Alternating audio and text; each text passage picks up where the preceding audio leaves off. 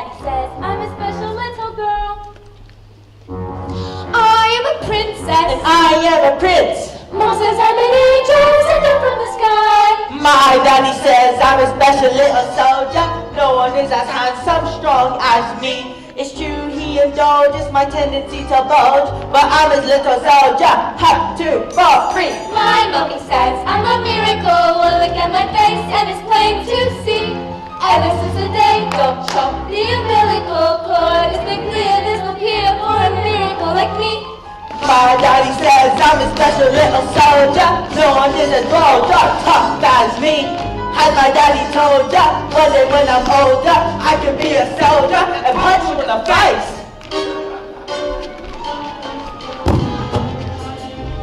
Beauty and brilliance days. It seems that there are millions of these, 1 million days. Special is a regard above average. Average, no figure. Is a somewhat a miracle calculus that such frequent miracles don't render each one miraculous? My mommy says I'm a miracle. One of them my face and it's plain to see. Ever since the day don't chop the umbilical cord, it's been clear there's no cure for a miracle like me. My mommy says I'm a princess ballerina. She has never seen us. Maybe a ballerina. That's if I mean I have to cut down on the tree. Well, I'm a ballerina, so give me more time! This thing go over here. She is clearly more emotional. She needs a development help here. A penny on your brother. Think you blink. Have you seen the school report he got? Seeing his report. Does not the change of school, does he just sure Oh yeah, she's definitely a bad. Take another pie. She was very English, but I know my face and it's plain you can see. I think the right.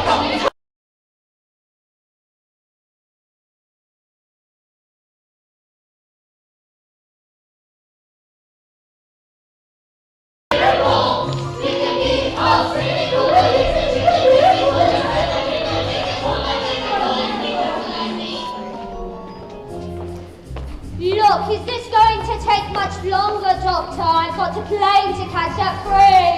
I'm competing in the biannual International Amateur Ballroom and Salsa Dancing Championships in Paris.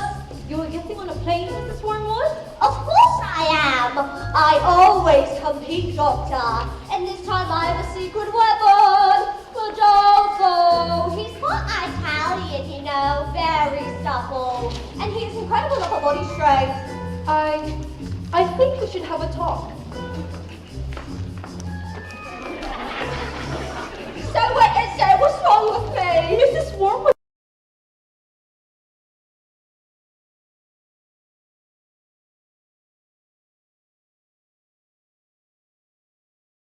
Am I fat? Mrs. Wormwood, you're pregnant. What? You are going to have a baby. Well, I've got a baby. I don't want another one. Isn't there something you can do? You're 9 months pregnant. Antibiotics. Oh, what about the International Amateur Ballroom Dancing and Salsa Championship? A baby, Mrs. Wormwood. A child. The most precious gift this natural world can bestow upon us has been handed to you. A brand new human being, a life, a person, a wonderful new person is about to come into your life to bring you love and magic and happiness and wonder. Oh, bloody hell! Every life I bring into this world towards my faith in you. I'll push you in a minute! This newborn life I canvas, yes I've painted. This till unbroken skin, their uncorrupted mind. Every life is unbelievably unlikely. The chances of existence almost infinitely small. The most comes in life is life.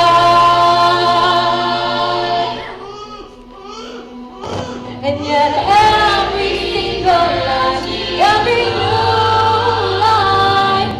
a miracle. Miracle. Where is he? Where's my son? Mr. Wormwood, are you smoking a cigarette? What? Oh, of course. I'm sorry, Doctor. What am I thinking? This calls for a proper smoke. Alright, give me a. Oh my word, is it ugly little thing, isn't it? This is one of the most beautiful children I've ever seen. Oh my good lord! Where is this thingy? His what?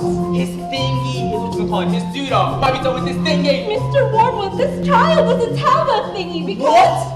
A boy with no thingy? Look what you've done, you stupid woman. This boy's got no thingy. Mr. Wormwood, this child is a girl. A beautiful, beautiful little girl. Is there still time for the international amateur sausage? All competition is finished.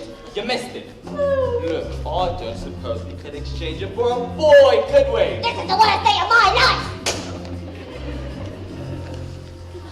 Oh, my undercarriage doesn't feel quite normal.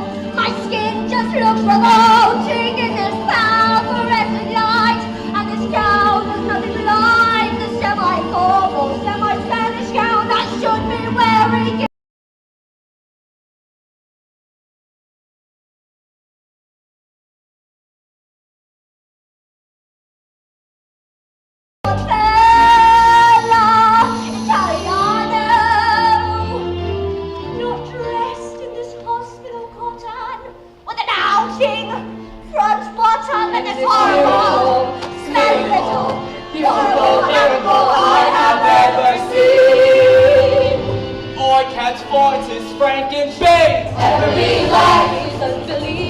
Unbelievably unlikely. Of existence, almost in.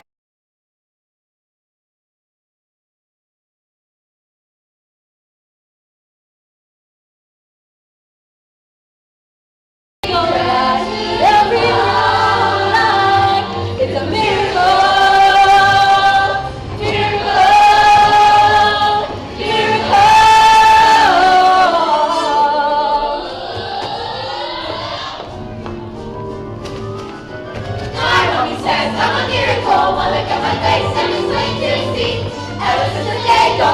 The umbilical cord is a clear little here for a miracle at me. My mommy says I'm a miracle. And I'm playing in the shiny as a miracle. If you keep on sitting, well, this is a miracle. It's everything a miracle, a miracle, a miracle. My mommy says I'm a lousy little whelp. My daddy says I'm a bore. My mommy says I'm a jumped-up little gem.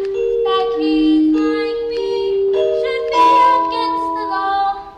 My daddy says I should learn to shut my pie hole. No one likes a smart mouth girl like me. Mum says I'm a good case for population control. Dad says I should watch more TV. Yes, sir. That's right, sir. 155 brand new luxury cars, sir. Are they good runners? Well, let's put it this way. You won't beat them in a race, sir. No, sir. Yes, sir. Indeed, sir. They are good runners, sir. So, how much exactly? Hang on. Look, she's reading a book. That's not normal for a 5-year-old. I think she might be an idiot. No. Listen to this. It was the best of times. It was the worst of times. It was the age of wisdom. Stop scaring your mother with that book, boy. I'm a girl. And she keeps trying to tell me stories, Harry, stories. I mean, it's not normal for a girl to be old thinking. I'm gonna call you straight back. Would you please shut up? I am trying to pull up with the biggest deals in my life and have to listen to this. This is your fault. You spent into trouble and expect me to get us out. What am I, a film escapologist? Escapologist, he says. What about me then? I've got a whole house to look after, you know. Dinners don't microwave themselves. Now, if you're an escapologist, then I might be an acrobat. The world's greatest acrobat. Now, I'm there for the rest of the evening, you horrid little man! But I'm gonna make us rich. Rich? How rich? Very rich. Bulgarian businessmen. Very, very stupid. Your genius husband is going to sell them 155 knackered old bangers as brand new luxury cars. But that's not fair. The cars will break down. What about the Bulgarians? Fair. Listen to the boy. I'm a girl. Fair does not get you anywhere, you thick-headed twit brain. All I can say is thank heavens. Michael has inherited his old man's brain. Hey, son. Michael. Well, I shall take the money when you earn it, and I shall spend it. But I shan't enjoy it in the despicable way you have spoken to me tonight. This is your fault, with your stupid books and your stupid reading. My fault? But that's not right. Right. I'll tell you something. You're after school in a few days' time, and you won't be getting right there. Oh no. I know you had this just Agatha Trunchbull, and I've told her all about you, you smarty pants ideas. Great, big, strong, scary woman she is. Used to compete in the Olympics. Throwing the hammer. So imagine what she's going to do to a horrible, squeaky little goblin like you, boy. I'm a girl. Now get off to bed, you little bookworm.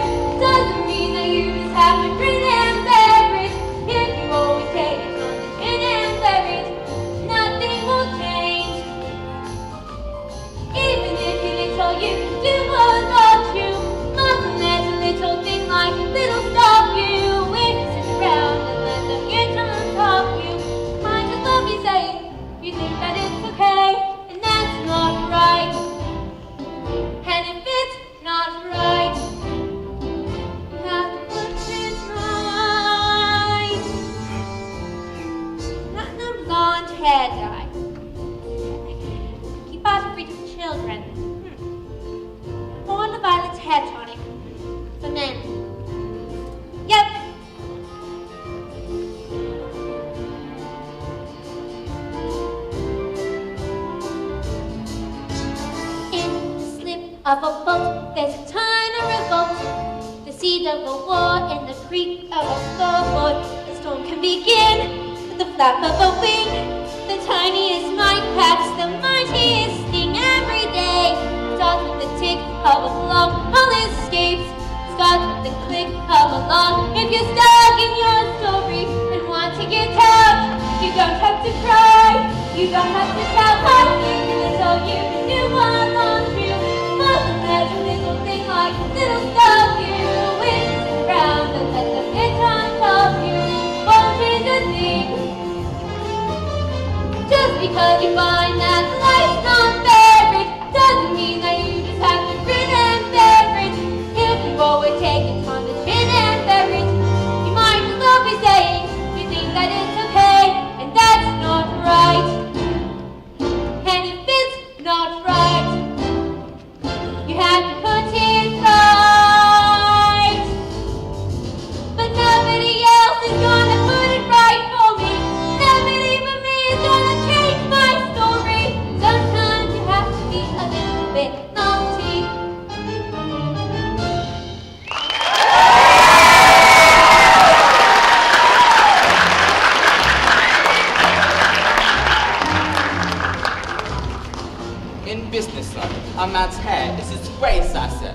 good hair means a good brain. Now, the secret to my success in business is... Secret? Yes, secrets. The secret to my success in business is this. Oil of violet hair tonic for men. Stand back, sir. Your man's going to work. Oh yeah, that feels nice. Oh yeah, that's where it's so alright. That's the stuff. That is the bananas right there. Let me tell you something, son. A man of business simply cannot fail to get noticed when he looks like this. Secret.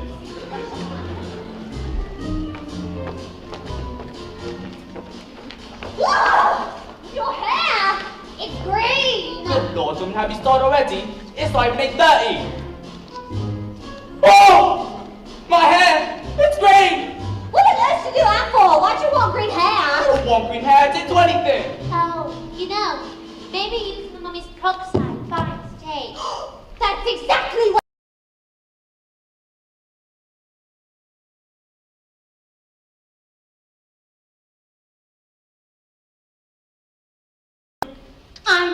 I know what you do. Oh, where's the boy? What can I do? Come listen. Very close. You could pretend you're an elf. Yes, that's it, boys! I can pretend I'm an elf! What are you talking about, you fool? This boy's a lunatic! Mummy, would you like to hear a story? Whoa, don't be disgusting! Why don't you run off to that little library of yours or something? The sooner you're off to school, the better. Please.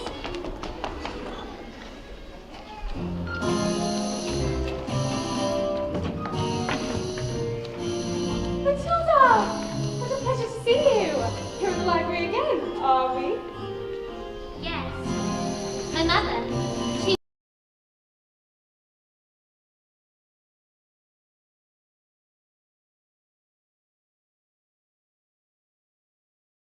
Your parents must be so proud to have a little girl as clever as you.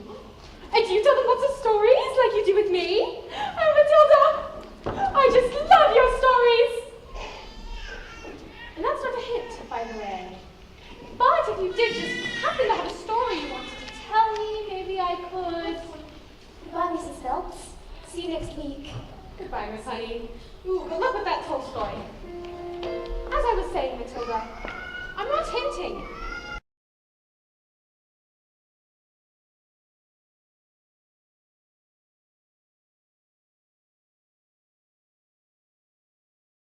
Yes, Matilda, your teacher. Now, do you have a story you want to tell me, or not? Right. Once upon a time,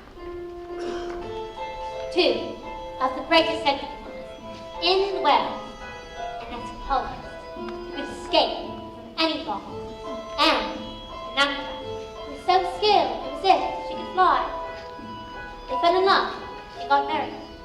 The two performed some of the most incredible feats together. People would come from miles round. Kings, queens, celebrities, and astronauts. But not just to see their skill, but to also see their love for each other, which is said to be so deep that cats would purr as they walk past, and dogs would weep with joy.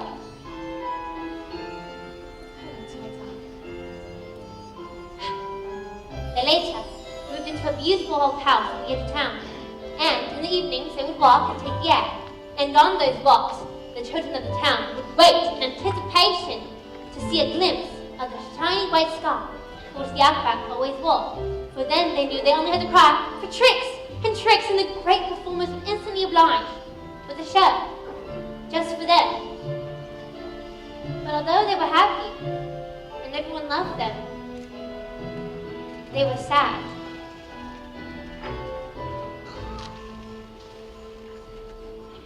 We have everything the world has to offer, said the wife.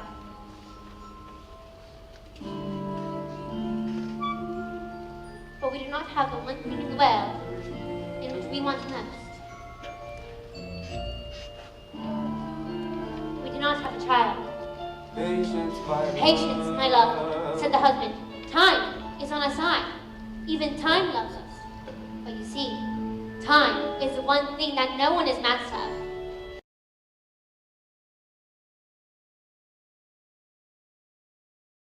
Beautiful it would be after how house was filled with the sound of children playing. Matilda, this is very sad. Would you like me to start? Don't you dare. And so, the sadness overdrew them onto ever more dangerous feats, as this was the only place they could escape the inescapable tragedy of their lives.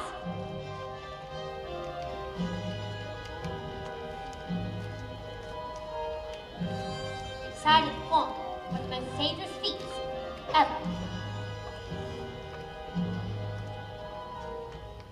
It is called the Burning Woman, held into the air with dynamite in her hair. There were sharp and spiky objects caught by the man locked in the cage, and it is the most dangerous feat ever known to man.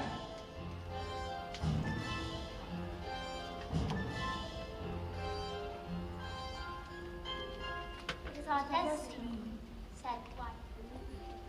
It is where the loneliness of life has led us.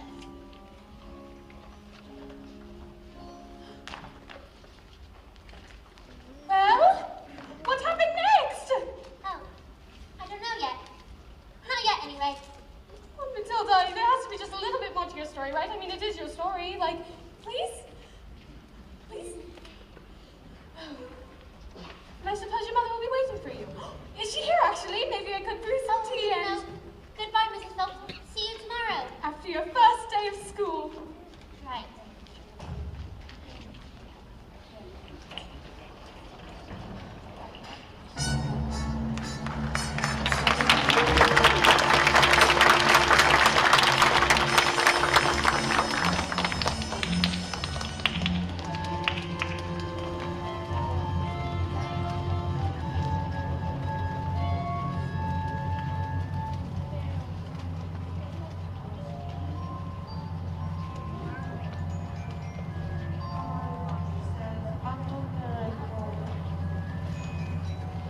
My dad says I'm a special little girl.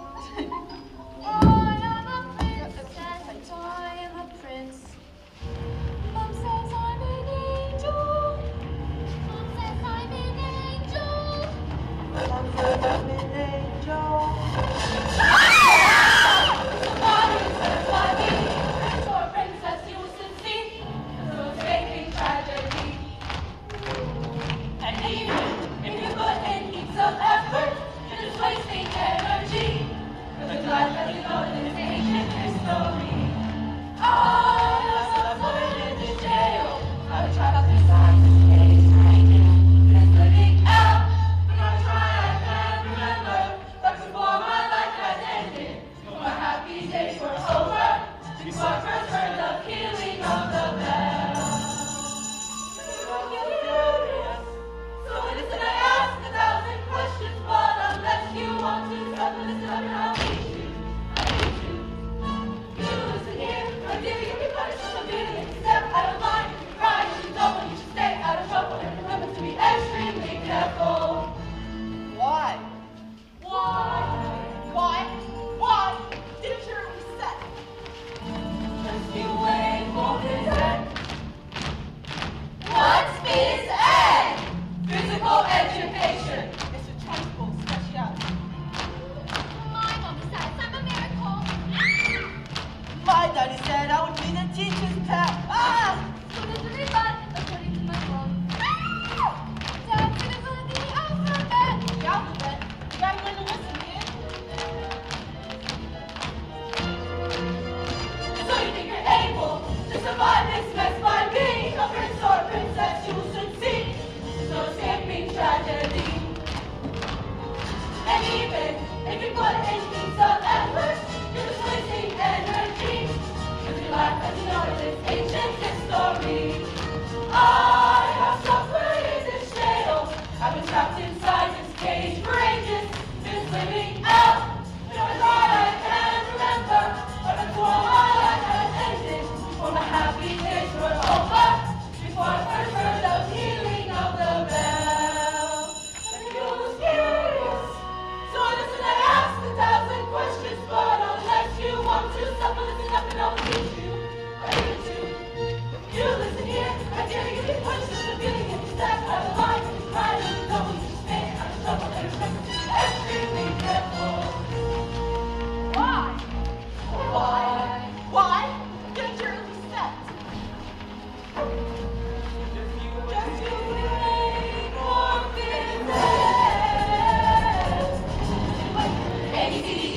H-I-K-L-M-N-O-P-Q-R-S-T-U-V-W-X. Why? Just you wait for consent.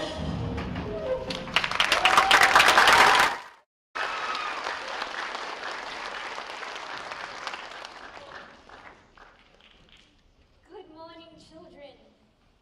My name is Miss Honey, and today is a very special day. Your first day at school. Now, does anyone know their 2 times tables?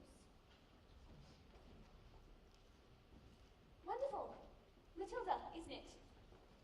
Please, stand and do as much as you can. 2 times 2 is 3 is 6. 2 times 4 is 8. 2 times 5 is 10. 2 times 6 is 12. 2 times 7 is 14. 2 times 8 is 16. 2 times 9 is 9 is 18. 2 times 10 is 20. 2 times 11 is 22. 2 times 12 is 24. 2 times 13 is 26. 2 times 14 is 28. And my, that is very good. How far can you go? I'm not sure. Quite a long way, I think. Do you think you could tell me what 2 times 28 is? 56. 56? Well, yes. Now this one's much harder. And don't worry if you don't get it right. But if you took your time, do you think you could tell me what 2 times 487 is? 974. Yeah. 12 sevens? 84. Let's move on from maths and let's look at reading.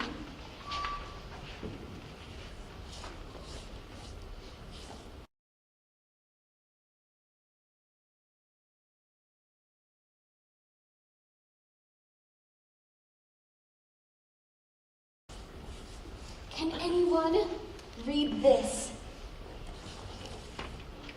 Me. Ooh, me, this. I got me. Please, Very well, Nigel.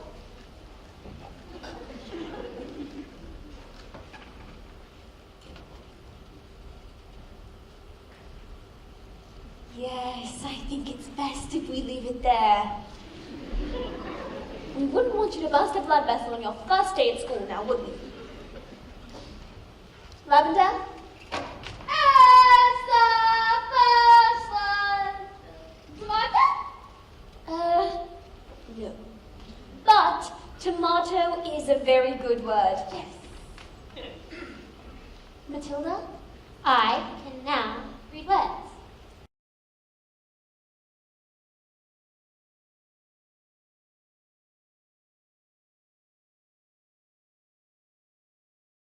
Basically, a sentence is just a bunch of words bunched together. And if you can't read a sentence, then you have no chance with books. And have you read a whole book by yourself, Matilda? Oh, yes. Last week I read quite a few. I do enjoy to read. A few? In a week? My, that is very good.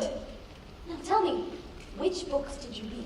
Well, I read Nicholas Nickleby, Oliver Twist, Jane Eyre, Tess Newton, Supervisor, Jim, Caesar, Lord of the Rings, and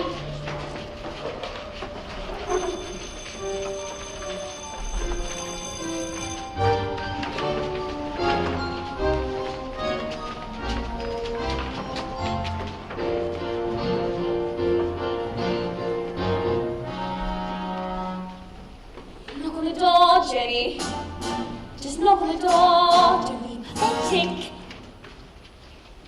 Knock on the door, Jenny. There's nothing to fear, you're being pathetic. It's just a door you've seen before. Just knock on the door. What was you trying to hide, silly? Standing outside the principal's office like a little girl. It's just pathetic. Oh! Look at you hesitating, hands shaking. You should be embarrassed. You won't a little girl. It's just pathetic. Knock on the door, Jenny.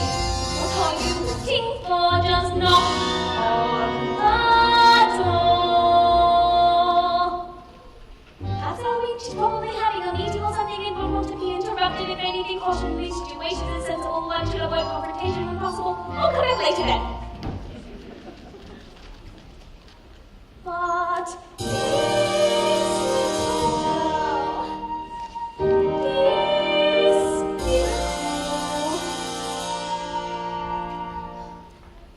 knock on the door, Jenny. Just knock on the door. Don't be pathetic. Enter.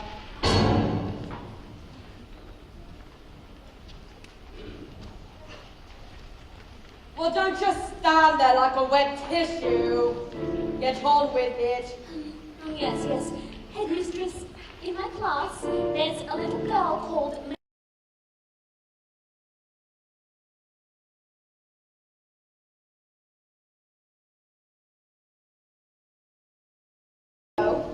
Says she's a real wart. Oh, no, Headmistress. I don't think Matilda's that kind of child at all. What is the school motto, Miss Honey?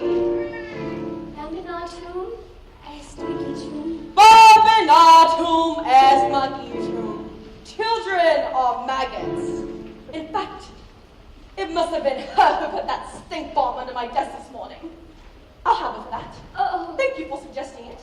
oh, but I didn't. Headmistress, Matilda Wormwood is a genius. Nonsense! Haven't I told you that she is a gangster? But she knows her times tables. So she's learned a few tricks. But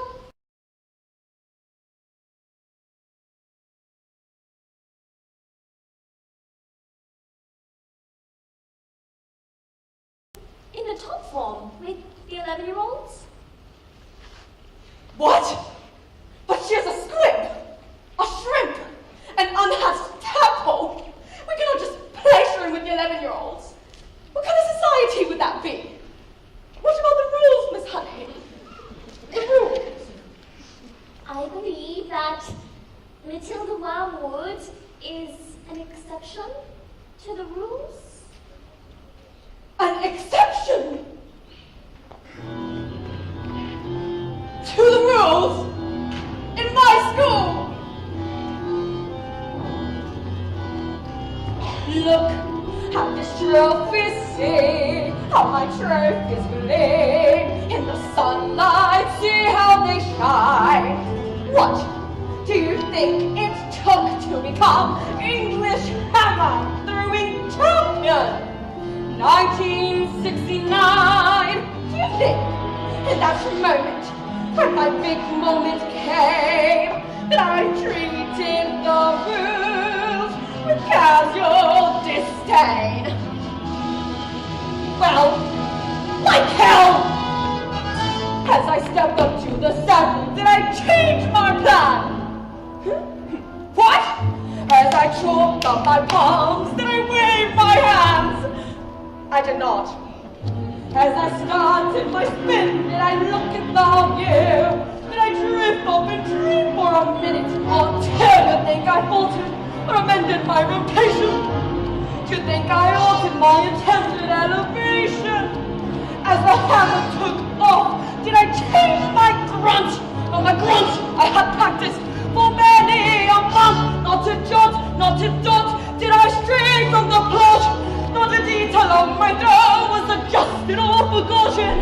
Not even when the hammer left my hands and sailed high up above the stands. Did I let myself go? No, no, no, no, no, no, no, no! If you want to throw the hammer for your country, you have to stay inside the circle all the time. If you want to make the chief, you don't need happiness or self-esteem. You just need to keep your feet inside the line. Sing, children! 2, 3, 4. If you want to throw the hammer for your country, it's magneto. You have to stay inside the circle all the time. Magneto. And if you want to achieve success, you don't use sympathy or tenderness. You have to fall for little squints to toe the line. Sing, Jenny! Hee hee ha! If you want to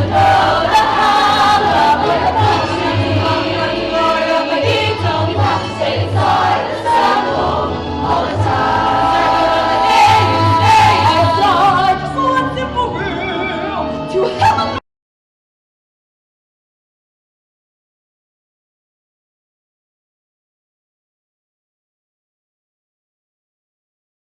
Always keep your feet inside the line. Now get out.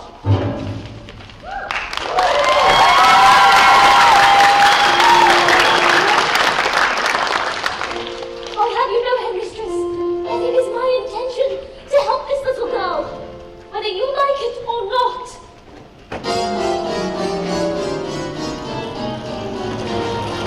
Stupid, stinky, slimy, big question asking. How dare they speak to me like that? Who the hell do they think they are? They've been filthy, nasty, stupid Bulgarians. Oh, don't tell me we're not rich. It's the mileage. They took one look at the mileage on the first car and said that these cars were knackered. I told them, I said the reason the mileage was so high was a manufacturing mistake. And is that true? Of course not true. So, They believe me, I've got green hair. I've got hair. What's this? Another flaming book? What's wrong with the telly? she's got no respect, that one. It's all books and stories. No, it's a lovely book. Promise, if you just read it, you might like it. And maybe be... Oh, a lovely book. Well, here's what I think of your lovely. What are you doing, Pat? Please don't rip it. Give me my book. Get away. Don't rip it. Please, my book. It's from the library.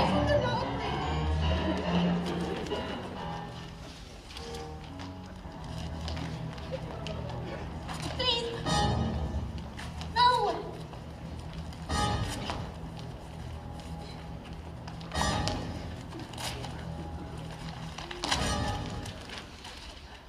There. Now get out of here, you little creep. Do we have any soup glue?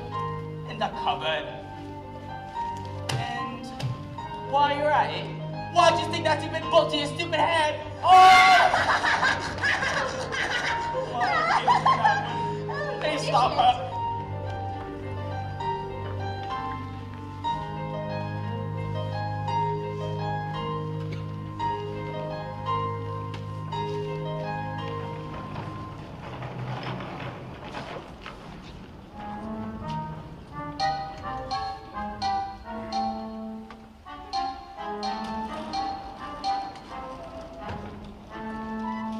Just because you find that life's not varied doesn't mean that you just have to grin and bear it. If you always take it on the chin and bear it, nothing will change. Even if it is so you can do or not you, mustn't let a little thing like little stop you. If it's around and then you say you think that it's okay, and that's not right.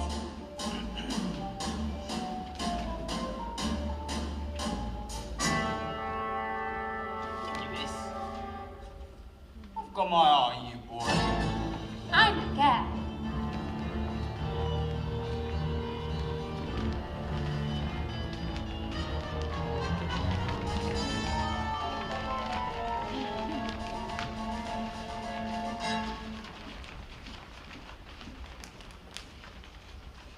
Matilda! Can I ask you a question? Yes. How do all those brains inside your head fit in? I mean, it must give you a big old head and all Swiss stuff in there. No, it's fine. I think they just fit. Yes.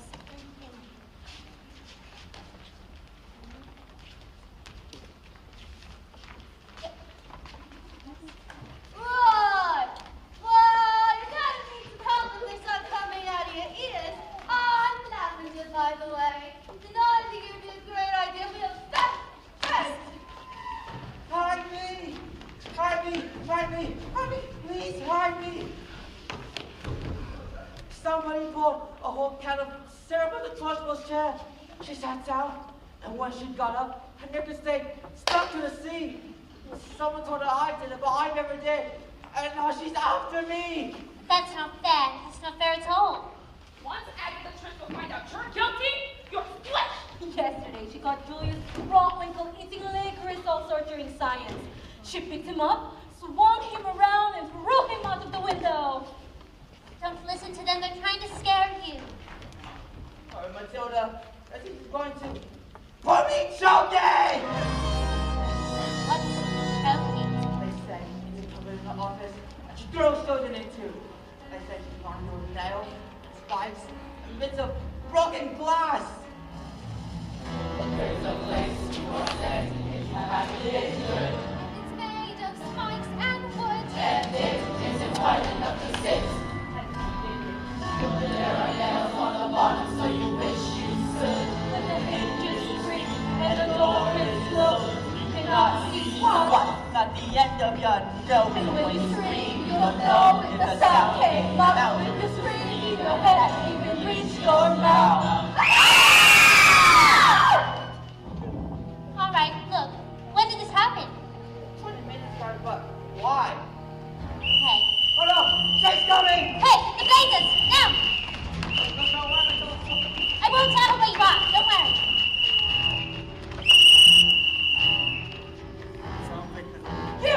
You sup-raging spleen! Where is the maggot known as Nigel? Oh, he's over there under those blazers. Where he's been for the last hour. What? An hour? Why, yes. You see, Nigel suffers from a rare but chronic sleeping disorder of Matilda. It is said that the sufferer experiences chronic fatigue and suddenly falls asleep. Very often, without any warning at all. So when I fell asleep, we put him under the blazers for safety. Didn't we? Didn't we? He'll probably think he's in bed when he wakes up.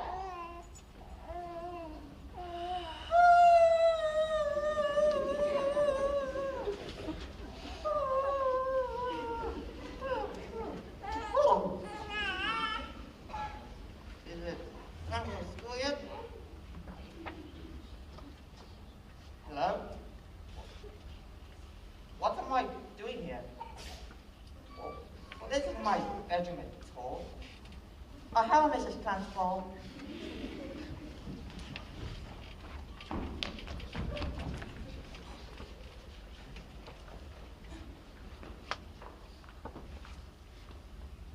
Amanda Thripp!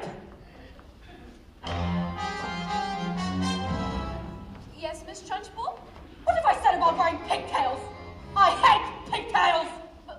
But my mommy says they make me look pretty. Then your mother is a twig!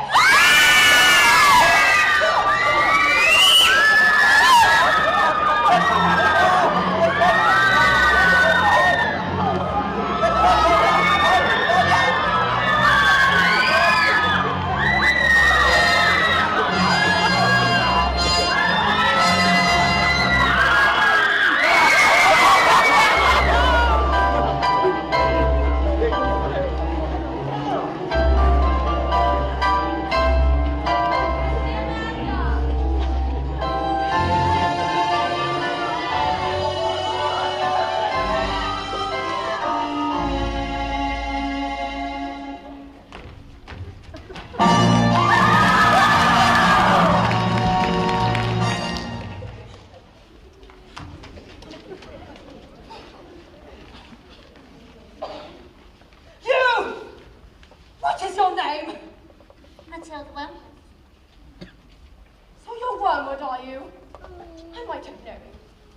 Well, Matilda, you have made a very big mistake! Just so you know, she's my best friend.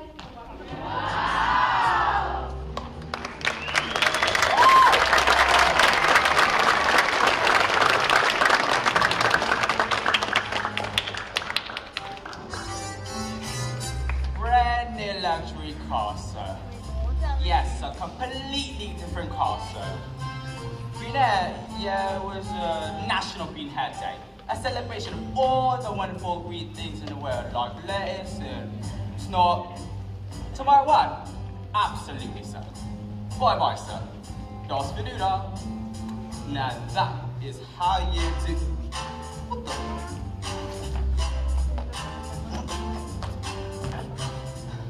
hang on.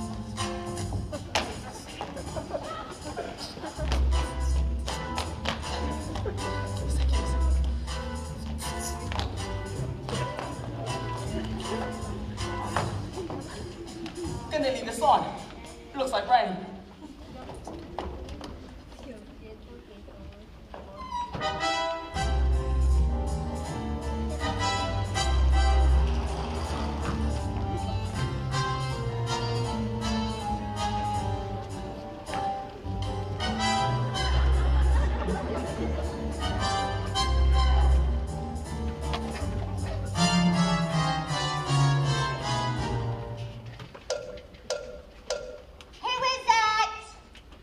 Yes. Hello. My name is Miss Honey. Matilda's teacher. Bit busy right now. It will only take a moment. Oh well, come in if you must.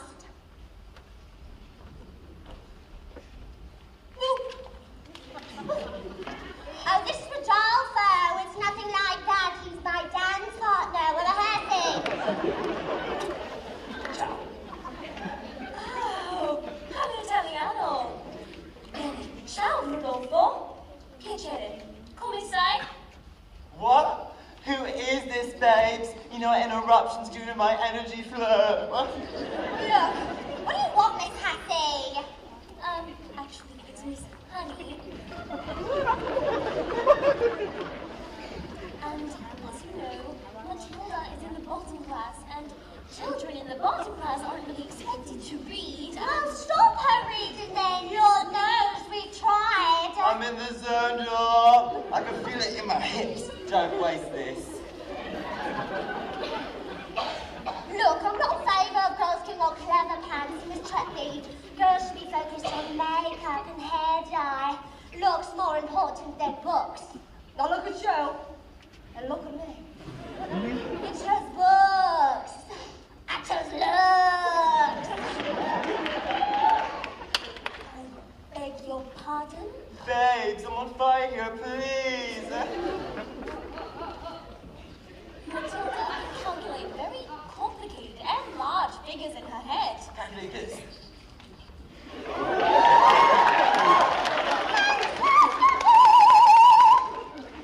Matilda's mind is incredible, and with a little help from us. Mind? Her mind? You don't really know anything, do you? Somewhere along the way, my dear, you made an awful error. You ought to blame yourself now. Come along.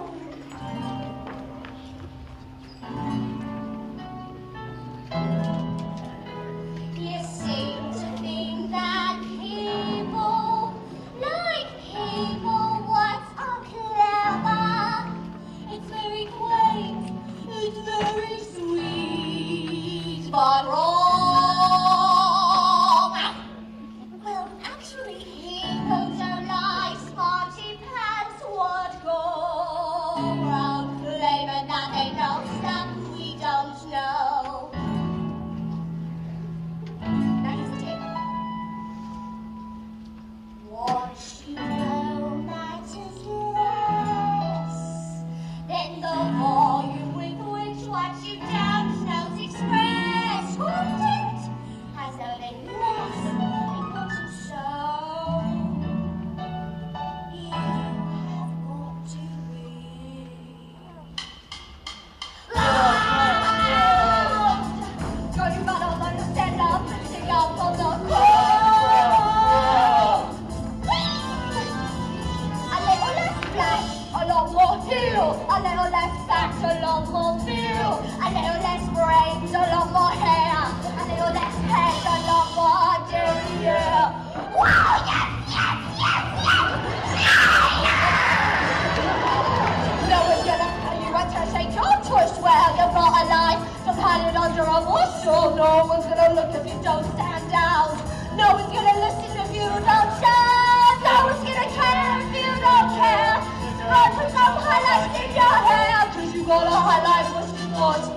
Even if what you got is not a lot, you gotta be loud. You gotta give yourself permission to shine, stand up and be proud.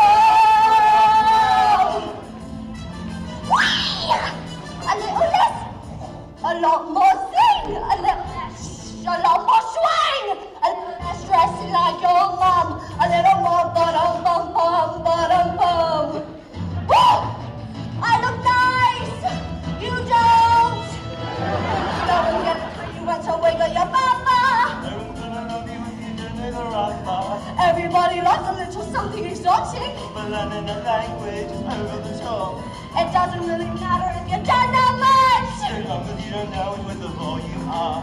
The less you have to sell, the harder you sell it, the less you have to say. The louder you yell it, the dumber the act. The bigger the confession, the less you have to show. The louder you dress it, you gotta get up.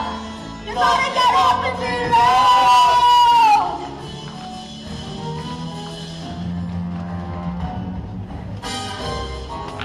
Wow!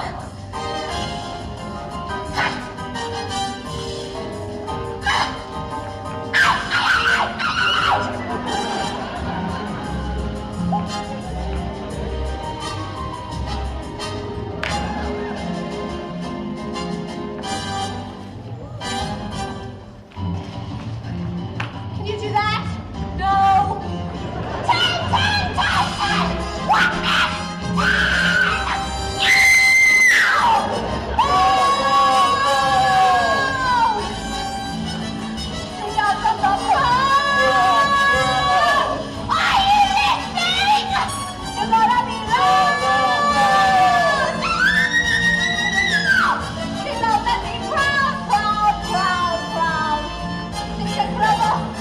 Whatever, loud, loud, loud, loud, loud, loud, loud, loud, loud.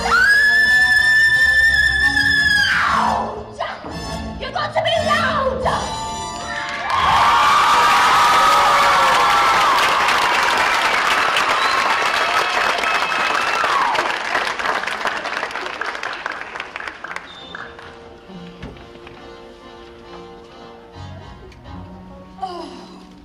Stop being pathetic, Jenny.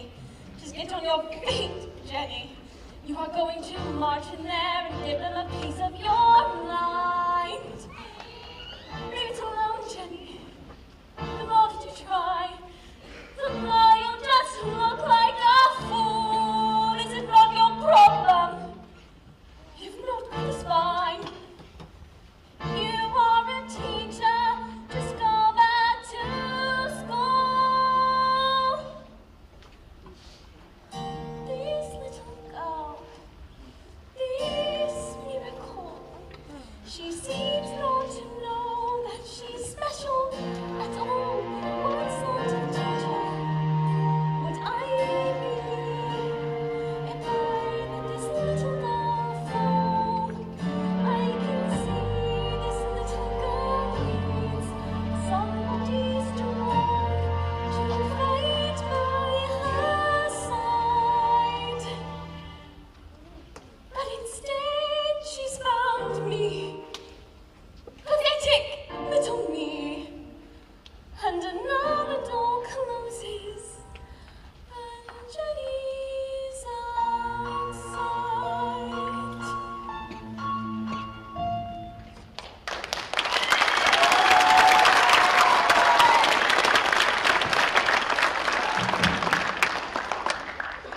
So, the great day arrived.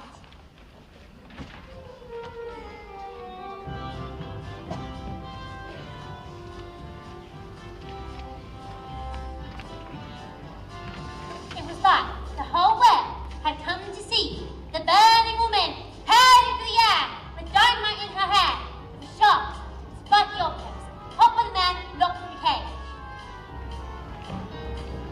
Everything rained by the Acrobat sister.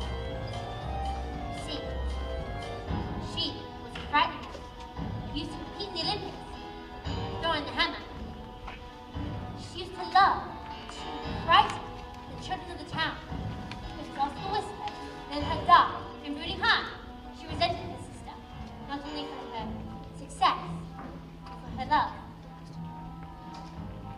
But then, suddenly, out came the escapologist, dressed, as usual, in his tights and spangled costume. But there was no sign of the acrobat, and there was no glimpse of a shiny white scarf, which she always wore. Instead, the musical fanfare, there was silence as he solemnly strode into the rain.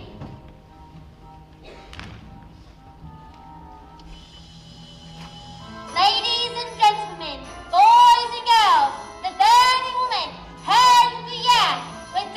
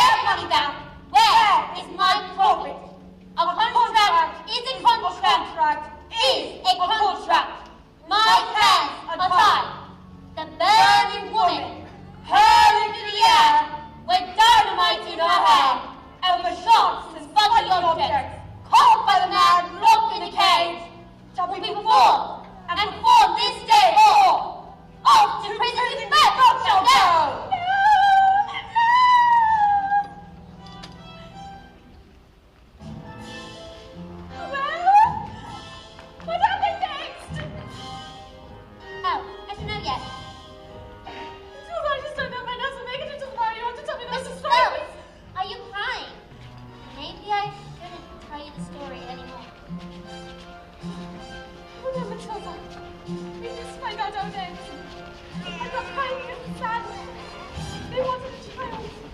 So very much. It must be absolutely wonderful for a child to be so wanted. Yes. Very wonderful, in fact. Goodbye, Mrs. Helpful. See you tomorrow. Bye, Matilda.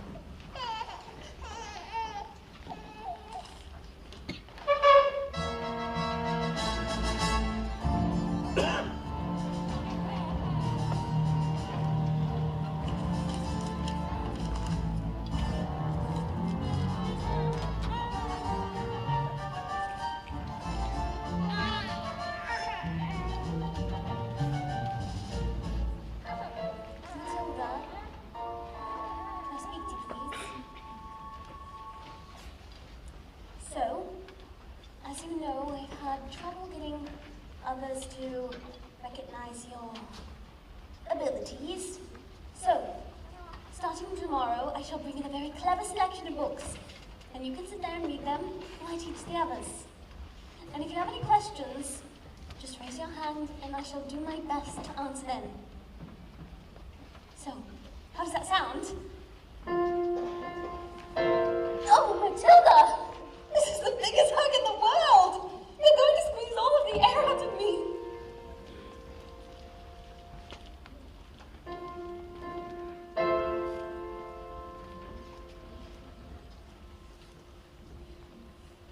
So what do you think? It's amazing. Thank you.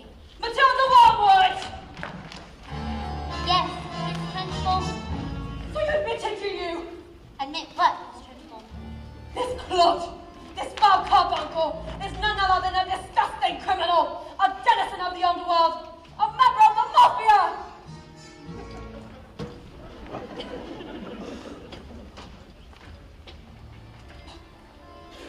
This morning, you sneaked like a serpent into the kitchen and stole a piece of my private chocolate cake from my tea tray! No, I did not. But her mistress, Matilda's been here all morning. Standing up with a little spitball, are you? Well, this crime took place before school started. Therefore, she is guilty! I didn't do anything. You did this, child. Okay, look, alright. I stole the cake. And to be honest, I really was definitely, well, sort of thinking about owning up. My baby. But the thing was, I was having a lot of trouble with my belly.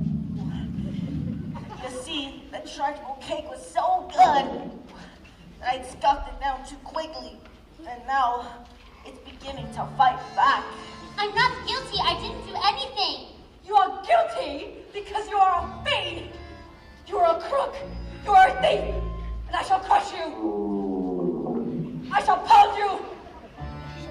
I shall consign you to the seventh circle of hell, child. You shall be destroyed.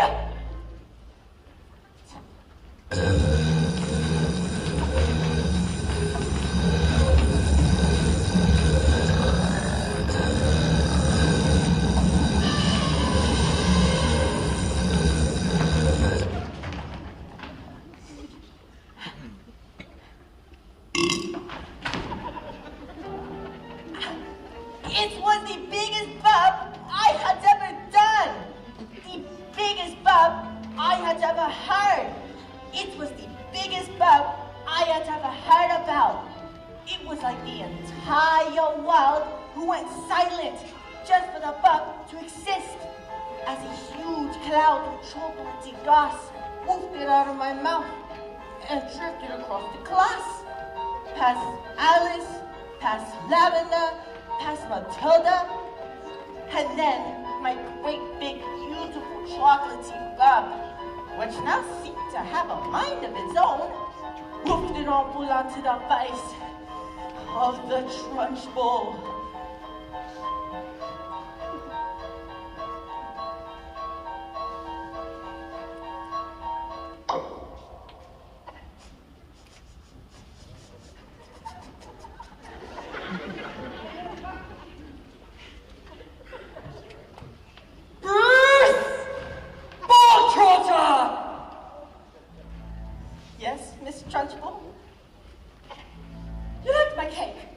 Didn't you, Bruce? I did, but I'm very sorry. Oh, as long as you enjoyed the cake. That's the main thing. It is? Yes! Bog trotter it is. Whew. Well, I did. Thank you. Wonderful. Marvelous. That makes me so happy. It gives me a warm glow in my lower intestine. Oh, cook! Oh, cook!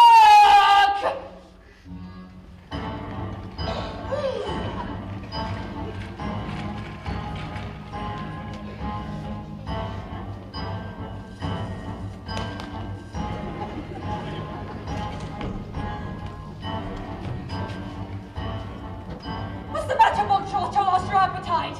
Well, yes, I'm full. Oh, no, you're not full. I tell you when you're full, and I say that criminals like you are not full until you've eaten the entire cake. But, no, but, you haven't got time for but. Eat! But I can't eat it all. And mistress, he'll be sick. He should have thought of that before he made a preparation and decided to steal my cake. Eat! He can't! Eat! He really can. Eat! Eat! A single slice, or even two, Bruce.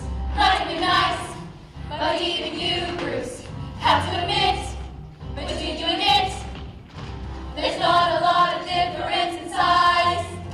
He can't, surely can, you are the man, Bruce.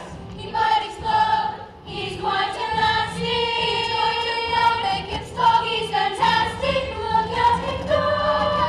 He in effect, this one's confirmed, Bruce, but we all suspect it. You have a worm, Bruce, or maybe a largeness. It's like the TARDIS, considerably roomier inside.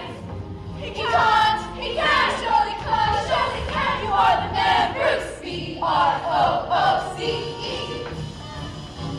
Bruce, you'll never again be subject to abuse, for your immense caboose should call a truce, Bruce. With every swallow you are tightening the noose. We never thought it was possible, but here it is coming true. We can have our cake and eat it too. The time has come to put that ugly tongue to use. No excuse, Bruce. Let out your belt, I think you want your trousers loose.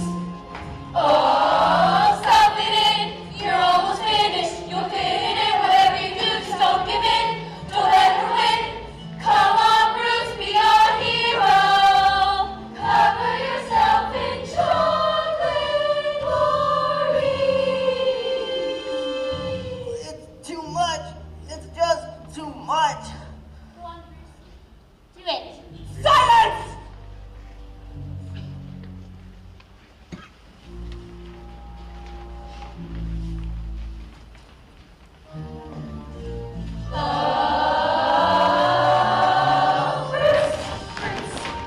Never give yourself into abuse, but you're meant to lose.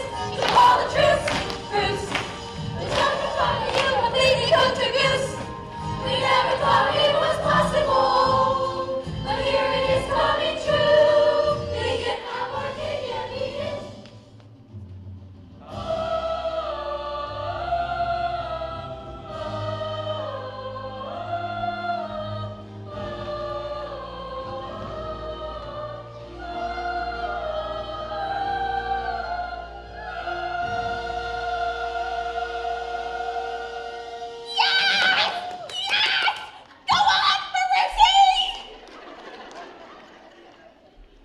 My apologies, headmistress. I seem to have gotten carried away. Oh, that's quite all right, Jenny. We all get carried away sometimes. Even me. Well done, Bogtrotter. Good show.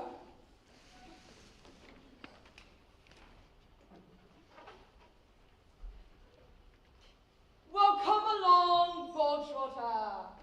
What? Where? Who did I not mention? That is the first part of your punishment. There's more. There's a second part. And the second part is choking! No, Miss Trunchbull, please. You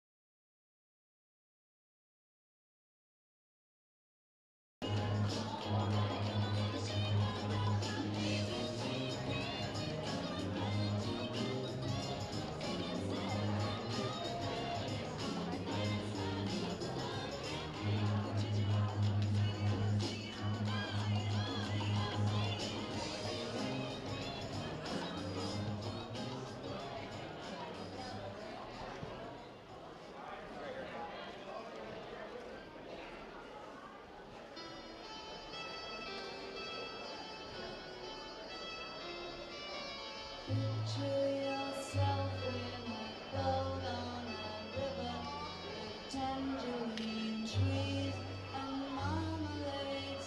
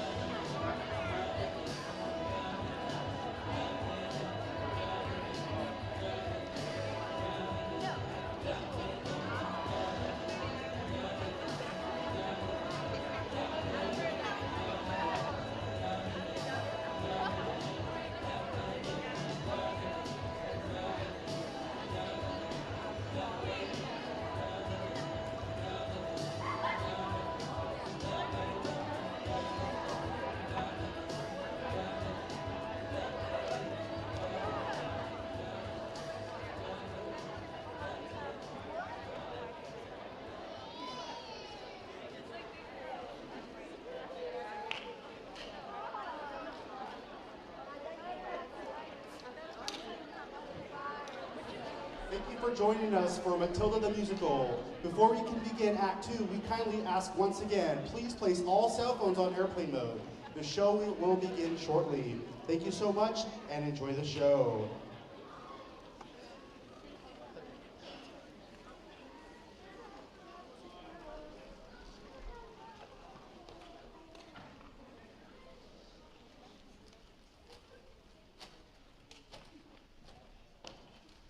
I would like to offer an apology for some of the things that have been going on here tonight. Now, they are not right things, and they are not nice things. And I would like to state categorically that we do not want any children that might be here tonight watching this to go home and try these things out for themselves. I am, of course, talking about reading books. Now, it is not normal for kids to behave in this fashion. It makes kids ugly, stinky, fatty, sweaty, betty, boring, gashed, and crucially, it gives them verrucas of the mind. Under no circumstances do we condone such activities, and we do so utterly without reservoirs. Can I just ask, has anyone here ever read a book? Oh my God, oh my God. All right, keep them up. Let's see.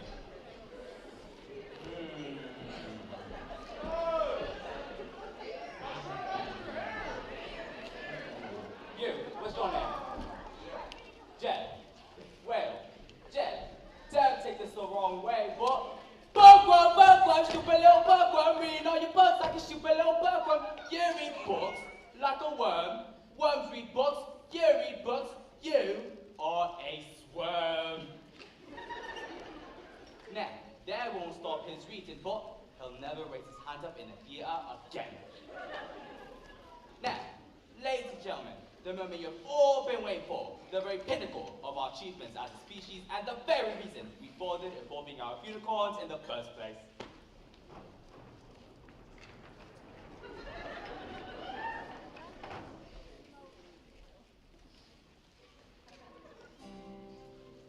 Somewhere on a show I heard that a picture tells 1,000 words.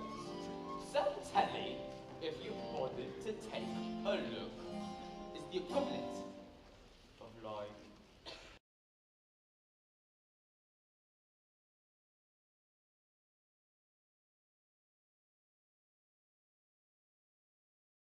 friends, baby, it's with the channel over just like that. Endless joy and endless laughter, folks living happily ever after. All you need to make you wise in 23 minutes. Advertisements, why would we waste energy turning the pages 1, 2, 3, where we can sit comfortably on a lovely front village watching people singing and talking and doing stuff. All I know I learned from telly. The bigger the telly, the smart the man. You could tell from all big telly just how clever a fellow I am. Take it away, son.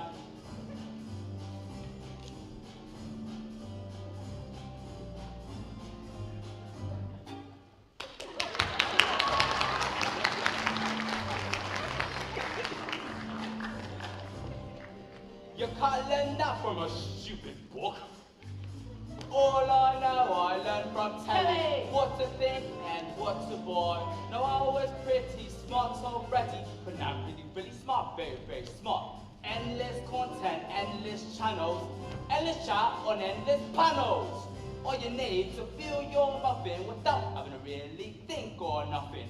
Why would we waste energy trying to work out fallacies when we can sit happily on a lovely pub police watching slightly famous people talking to really famous people? All I know I learned from telly. The bigger the telly, the smarter the man. You can tell from all big telly just how clever a fellow I am. Who the Dickens is Charles Dickens? Mary Shelley, or she sounds smelly. Charlotte Bronte, to no wanting. Jane Austen, ain't composting. James Joyce, oh that doesn't sound nice. Ian McEwan, I feel like spewing. William Shakespeare, William Shakespeare, Moby Dick. All together now.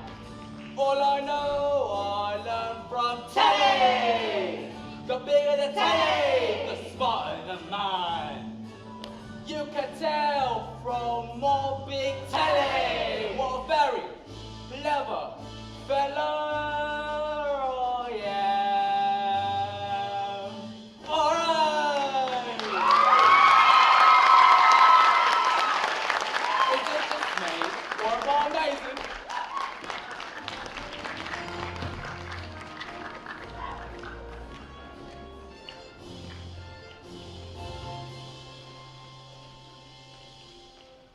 Oh, hi there. I'm Lavender, by the way. Matilda's best friend. There's a bit that's coming up that's all about me. Well, not exactly all about me, but I play a really big part in it. But I don't want to spoil it for you guys. Unless you want me to. What happens is I go on a trail and then I find a newt. A newt is like a really ugly lizard that lives in the water. But no, I think I'm done. Oh, you're still here. Well, the principal asked everybody if they could volunteer to get into the water. And then, of course, I do so. But no, let's not spoil it all. I'm gonna put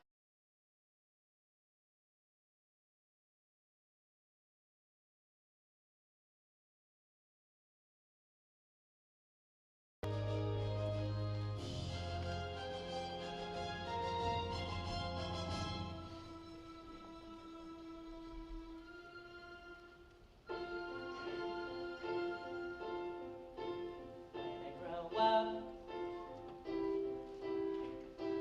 I will be tall enough to reach the branches that I need to reach to climb the trees you get to climb when you're grown up. And when I grow up, I will be smart enough to answer all the questions that you need to know the answers to before you're grown up. And when I grow up, I will eat trees every day on the way to work, and I will go to bed late every night. And I will wake up when the sun comes up, and I will watch cartoons until my eyes go square. And I won't care, 'cause I'll be all grown up when I grow up.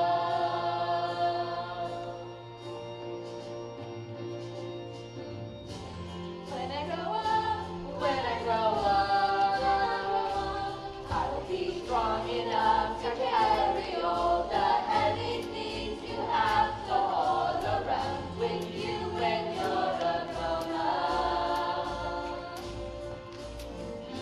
And when I grow up, when I grow up, I will be brave enough to fight the creatures that you have to fight beneath the bed each night to be a grown up. And when I grow up,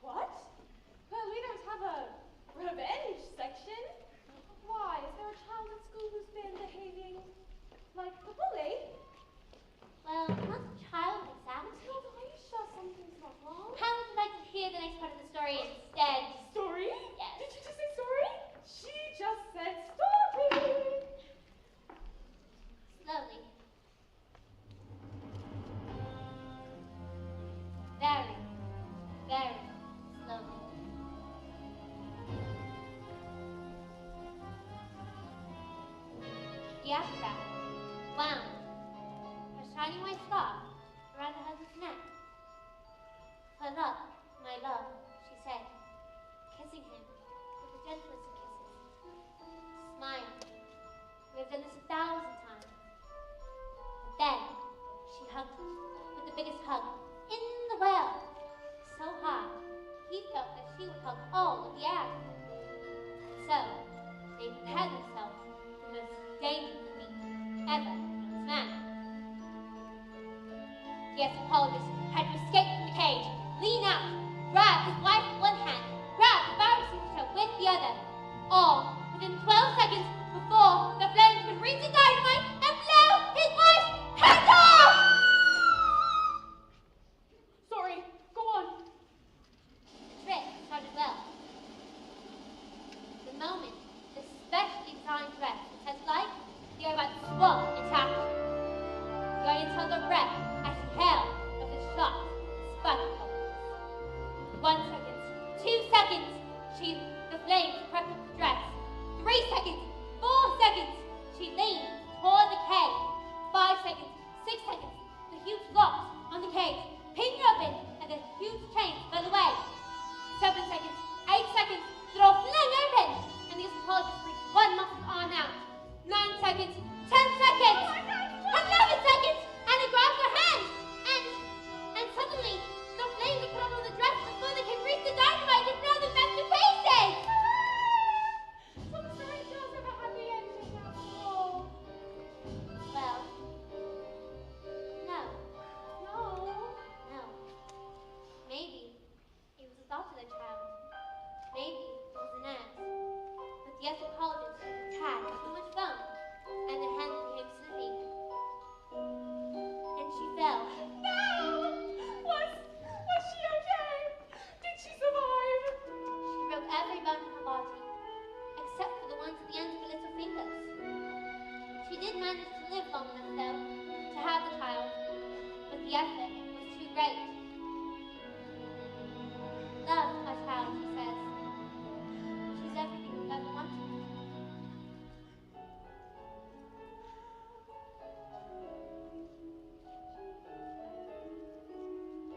And then she died. And then things got wet. No, Matilda, not once. These can't possibly get any worse. I'm afraid they did, because the escapologist never for 1 second blamed the evil sister for what happened. In fact, he asked her to move in with them, to help look after the child. She was nothing but cruel to the little girl, making her cook, wash, iron, and clean, and beating her if she did anything wrong.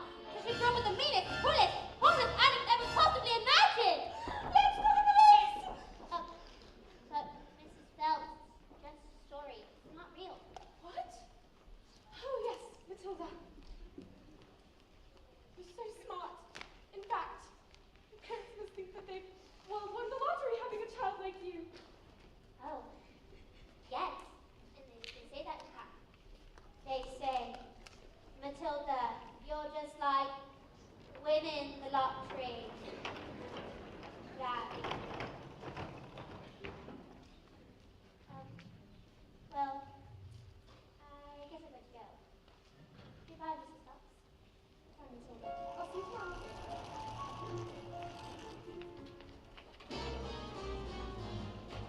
I'm so clever, I'm so clever, I'm so very, very, very, very clever. I'm so very flaming clever. What a very clever fellow I am. Come here, you. Oh, stop! There's only one man I do that with. Everyone gather round. I want my family to share my triumph. Not you, boy. I'm a girl. 155 knackered old beggars on my hands, all polished stuff. But the mileage on the plot when the truth agent was knackered. How could I possibly make the mileage go back? I couldn't very well drive it from backwards, could I? Backward. When suddenly, I had the most genius idea in the world. I ran to the workshop, grabbed the drill, and using my incredible mind, I attached the drill onto the speedometer of the first car and whacked it to reverse. Backward. Yes, sir, backwards, exactly. A drilled motor works backwards, there's the time to second. And within a few minutes, I reduced the mileage on the old rust bag to practically nothing. I did it to every single car. Backward! Stop talking now, darling. You're a good boy. 10 minutes later, the Bulgarians show up. Great, big, nasty-faced stips. Expensive suits, dark glasses. Don't know who they thought they were.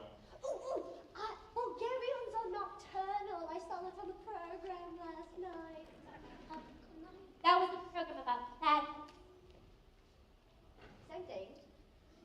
No. And did it work? Well... With this, I'll be able to inform Rodolfo all night long. But that's not fair. They trusted you and you cheated them. What? What did we ever do to deserve a child like you?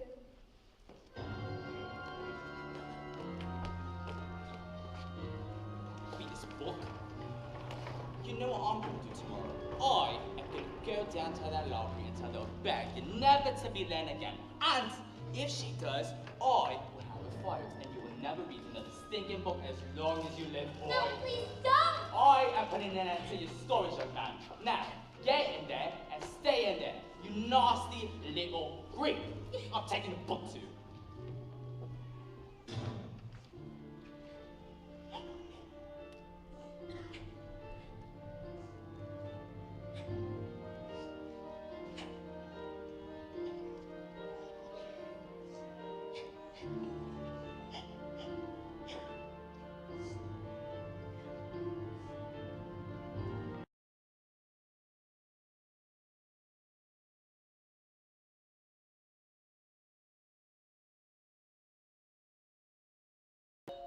The escapologist's daughter cried herself to sleep, alone in her room. She never said one word about the evil ants falling, as she didn't want to cause a fuss. And so, she suffered in silence.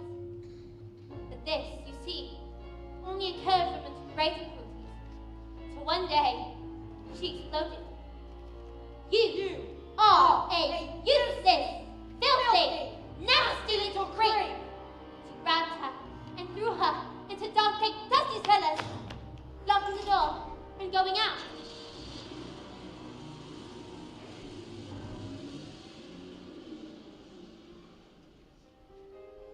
But that day, the anthropologist happened to arrive home early.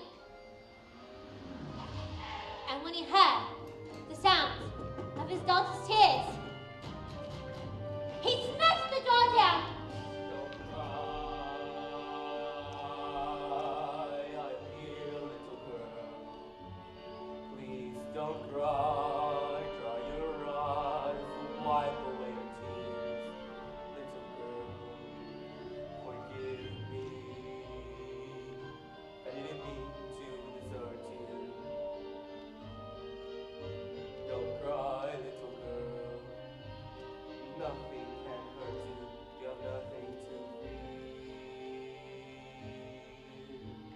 honey.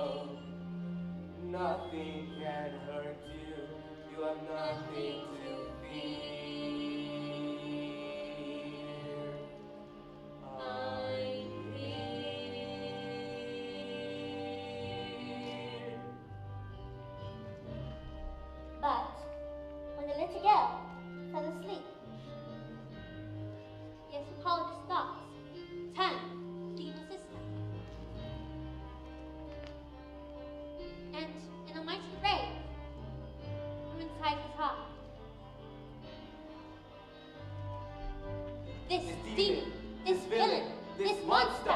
She has sullied the memory of my wife. She has betrayed the trust of her own sister. Bowling children is her game, isn't it? Then let us see what this creature thinks she can do when the wrath of a grown man stands before her.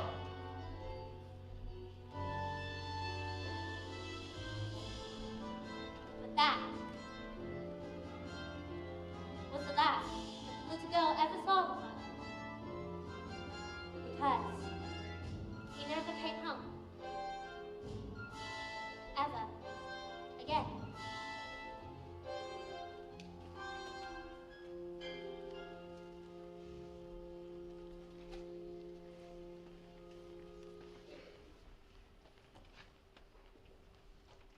Matilda, I've got you those books that we spoke about. So, if you like, They're great. What are you doing with those books, woman? they're for Matilda. No, they are not. Not on my watch. There is an age for reading, and an age for being a filthy little toad. These are toads. Aren't you, bookshorter? Yes, Miss Trunchbull. Yes, Miss Trunchbull. Only bookshorter here is now a good toad. Sit!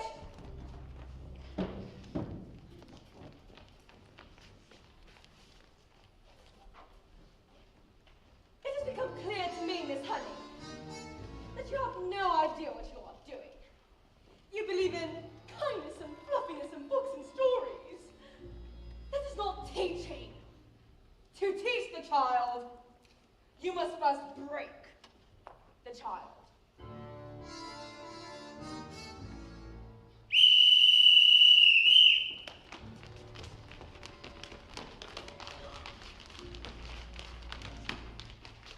Quiet, you maggots!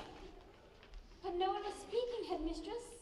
Miss Honey, please understand that when I say, quiet, you maggots, you are entirely included in that statement.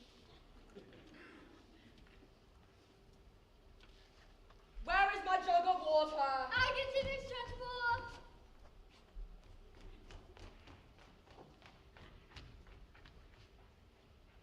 Stupid girl.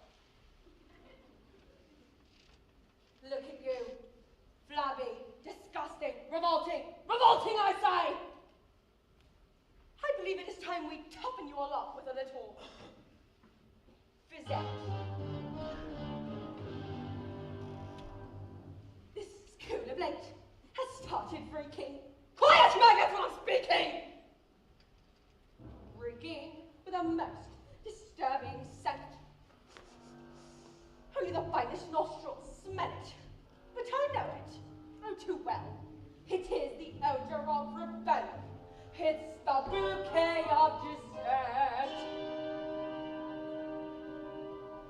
And you may bet your breeches this headmistress finds this foul odoriferousness wholly olfactorily insulting. And so to stop this stench spread, I find a session of Bizet, sourced on mini rank from the revolting. The smell of rebellion comes out in the sweat, and Bizet will get you sweating, and it won't be long before I smell a fall of aiding and abetting. A bit of Bizet will tell us who has a head full of rebellion.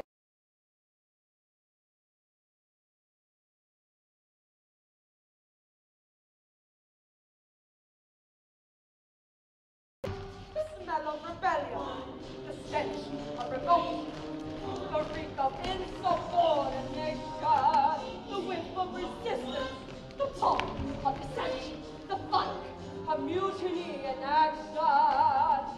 People, the weed becomes too big and greedy. You really need to nip it in the bud. Position 2. Before the worm starts to turn, you must scrape off the dirt and rip it from the mud. The whiff of a serpent, the stench of intent, the reprieve, pubescent protest, the pong of defiance, the elder of coup, the walk of anarchy in progress. Once we've exercised these demons, they shall be too potent for taming.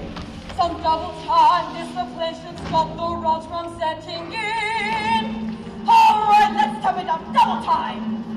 Discipline, discipline for children who aren't listening, or midgets who are fidgeting, or whispering in history. The chattering and tittering, the nattering and twittering is tempered with a smattering of discipline.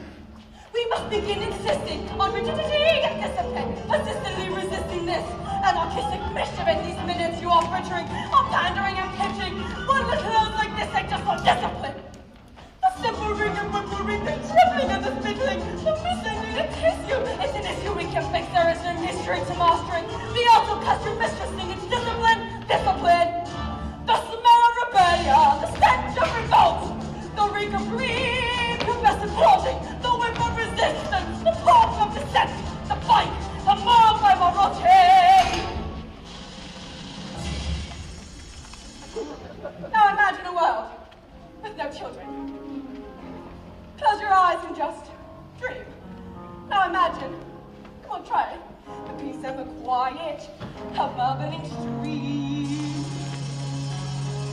Now imagine a woods with a courtyard, and inside that cottage we find a dog called Zeno, a carnival freak who can fold paper hats with his mind, and he says, don't let them steal your horses. Don't let them take them away. No, no, no. And you'll find a way through. They'll be waiting for you. Singing, nay, nay. She's mad. Ah! And there, just like I said, the stinking maggot rears his head. Even the squishiest, pitchiest mess can harm the seeds of stinkiness. Have you ever seen anything more repellent? Have you ever smelled anything worse than the smell of rebellion? The stench of revolt, the reek of insubordination, the whip of resistance, the pulse of dissent. And I will not stop till you squash, till this rebellion is quashed, till glorious sweating discipline has washed this sickening stench.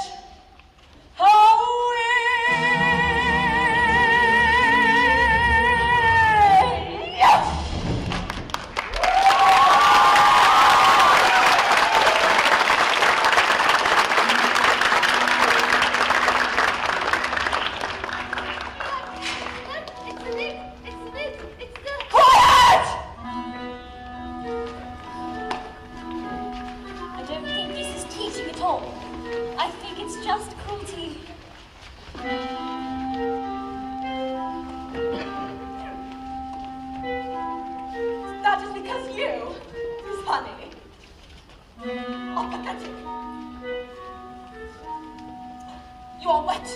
You are weak. You are, in fact, a sniveling little newt. Newt! It's a newt! It's a... What is it? Oh, it's disgusting. It's a snake. My shirt is going to bite. My fan's poisonous. Oh, quiet, children, please. You! What? Me? You did this! Cockroach!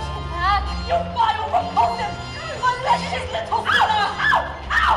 Ow! Ow! Please stop! Ow! What's that, maggot? Stop! We are only just getting started! No, Miss Trunchbull, please, you'll pull her ears off. I have discovered, Miss Honey, through many years of experimentation, that the ears of small girls do not come on. They stretch. In fact, I believe I can feel these ones stretch. No! Miss Trunchbull, please! It's not funny! How dare you! How dare you! You're not fit to be in this school. You ought to be in prison, in the deepest, darkest, blackest prison.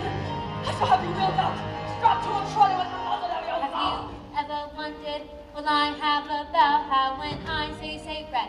For example, there's no way of knowing if red means the same thing in your head as red means in my head when someone says red. And if how we are traveling at almost the speed of light, if we follow that light would still travel away from us at the speed of light, which seems right away. But I'm trying to say I'm not sure, but I wonder if inside my head I'm not just a bit different than some of my friends. These answers that come in my mind are not vision. These stories delivered to me fully written. And when everyone shouts like they seem to like shouting, and this noise in my head is incredibly loud. And I just wish they'd stop, my dad and my mom and the telly, and the noise would just stop for just once. And I'm sorry, I'm not quite explaining this right, but this noise becomes anger, this anger is light, and this burning inside me would usually fade, but it isn't today. And the heat and the shouting, and my heart is pounding, and my eyes are burning, and suddenly everything is quiet.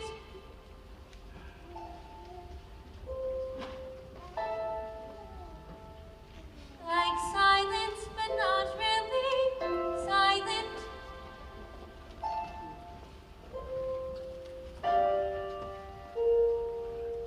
Just that nice kind of quiet. Like the sound when you turn a new page in a book, or pause for a walk in the woods. Quiet.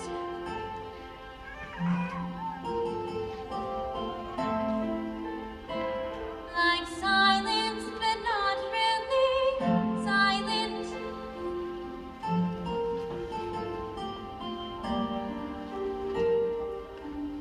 Just that still kind of quiet.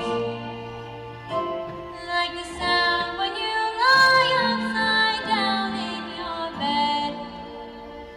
Just the sound of your heart in your head. And though the people around me, their mouths are still moving, their words they offer me cannot reach me anymore.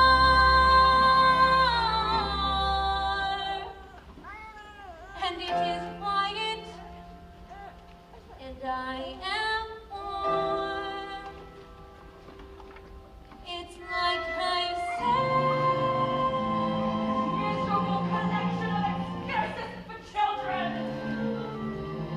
into the eye of the storm. And you, madam, standing there like the squid of squids.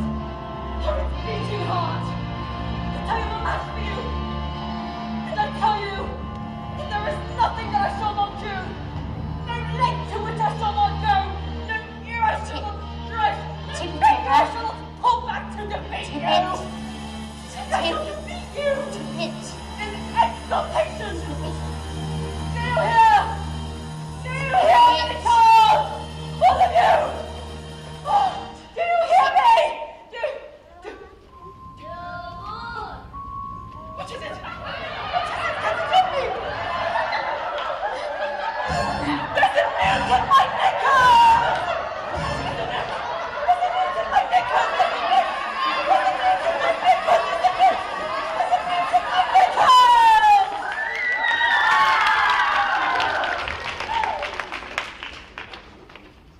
Well, that was interesting. I think it's best if we all went home. Well, we still can. Miss Honey, please watch. Matilda, I think it would be wise if we just... No, please watch, Miss Honey.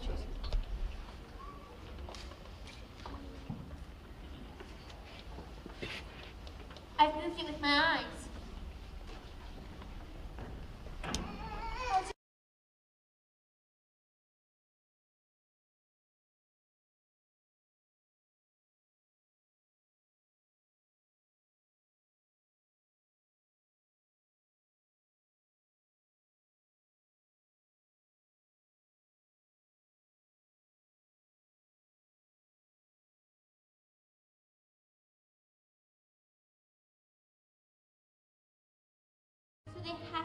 out through my eyes?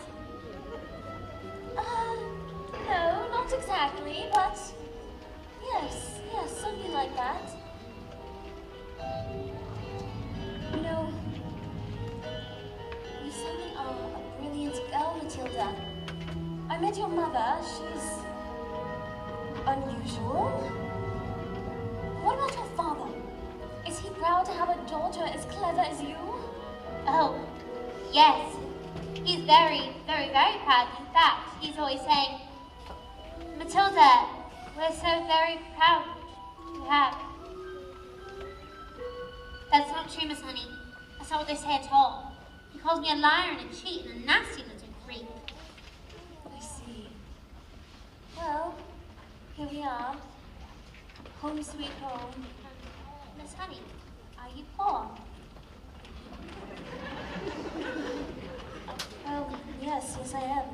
Very. They don't pay to eat as much? Well, they don't actually, but I am poor for other reasons. You see, I used to live with my aunt. And one day, I was out walking and I came across this old shed. I fell completely in love with it. I begged the farmer who lives here to let me stay.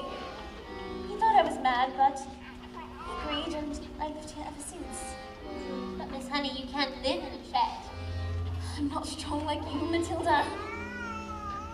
You see, my father died when I was very young. Magnus was his name.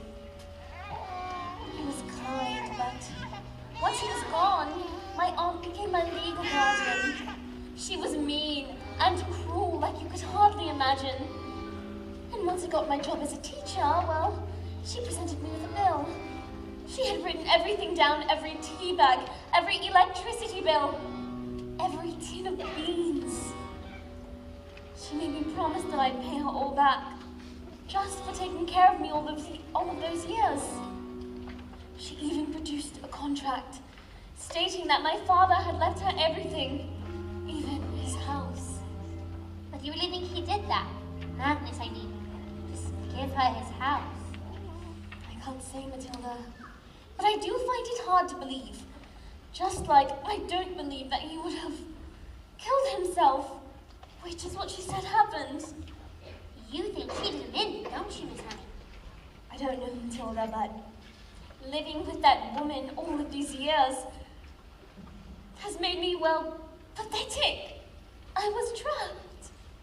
And that's why you live here. This roof keeps me dry as the rain falls. This door helps to keep the cold at bay. On this floor I can stand on my own 2 feet. On this chair I can write my lessons. On this pillow I can dream my nights away. And this table, as you can see, well, it's perfect for tea. It isn't much, but it is enough for me. It isn't much, but it is enough. Miss Honey, she's at your father's house. She's at everything that's yours. On these walls I hang wonderful pictures. Through this window I can watch the seasons change. By this lamp I can read. And I am set free. And when it's cold outside, I feel no fear. Even in the winter storms, I am warmed by a small but stubborn fire. There is nowhere I would rather be.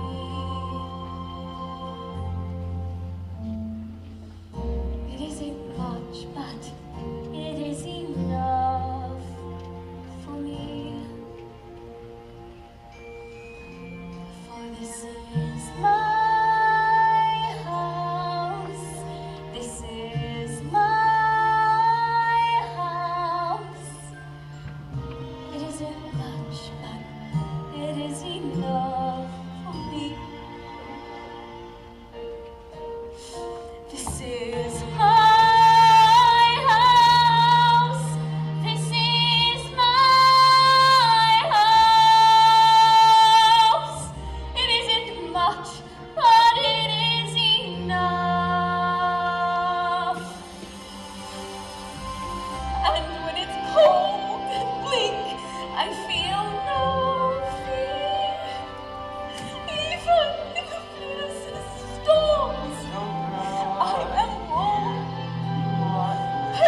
Oh, but it's fine.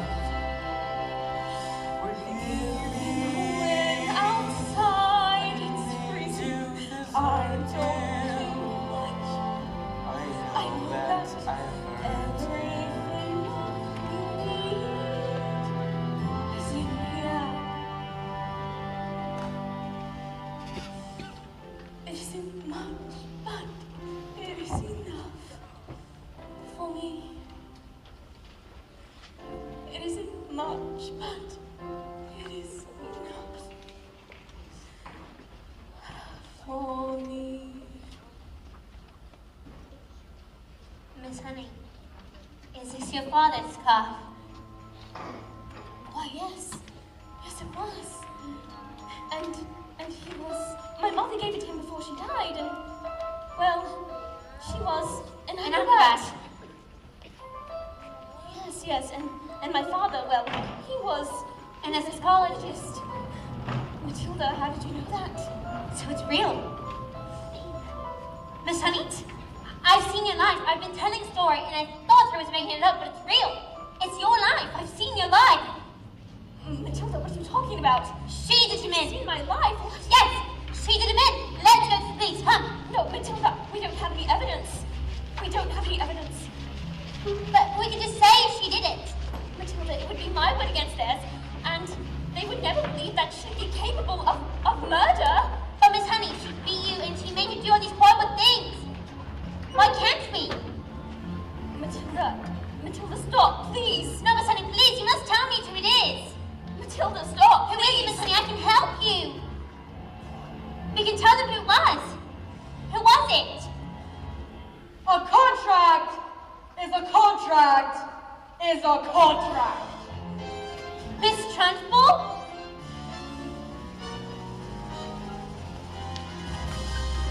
In this world, children, there are two types of human beings. The winners and the losers. I am a winner. I play by the rules and I win. But if I play by the rules and I do not win, well then something is not right. Something is not working. Something is very wrong. And if something is very wrong, you have to put it right. Even if it screams! What are you looking at?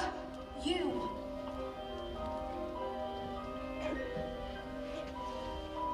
This class is going to have a very special spelling test. Any child who gets a single answer wrong shall go to Turkey! You! Spell... Oh, now let me see. Spell nude. Nude. N-E-W-T. Nude. What? Miss Honey's taught us. She's very good at teaching. Nonsense! Miss Honey is too soft and peachy to be good at anything. Any moron can see that. You! Stand up, turn around, and spell the one thing you all are. Revolting! Revolting. R-E-V-O-L-T-I-N-G. Revolting. You're cheating! What? She's not cheating. She's simply spelling the word. Like I taught them. The specks of dust are not this clever. They are worms! I've taught them, that's all. With kindness and patience and respect. How dare you bring those words into my classroom, madam? You don't know a thing about teaching, and I shall prove it. You, filth bag, snot nose, spell Ankylacomanios periculus demosis. What? But that's not a word. You've just made it up. Spell Okotichoki, and I should warn you, it has silent letters.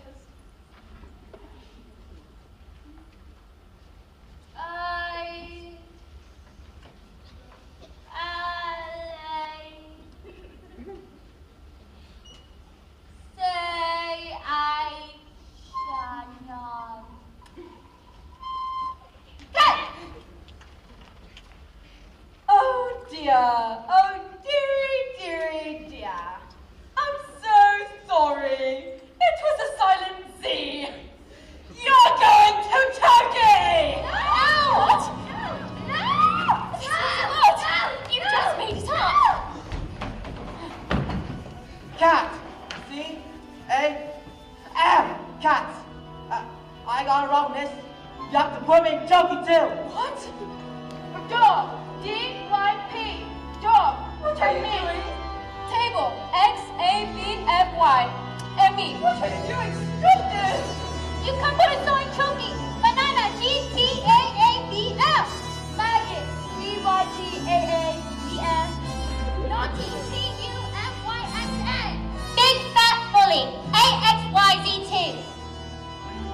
Revolting, A-D-A-3-4-3-8-5. Revolting!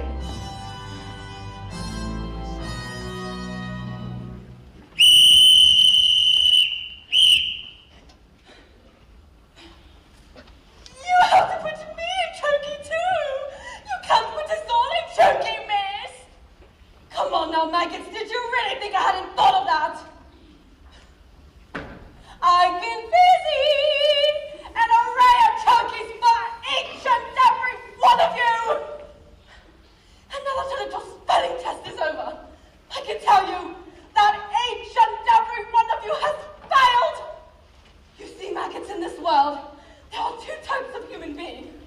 The winners and the losers. I am a winner. I got at the top. It's moving. Agatha. This is madness. Who's doing this? Give Who's doing Jenny it? back her house. Who's doing this? Stop this! Then leave. Stop this, all of you! I will let you. Why you got me? It can't be madness! It can't be! Come on!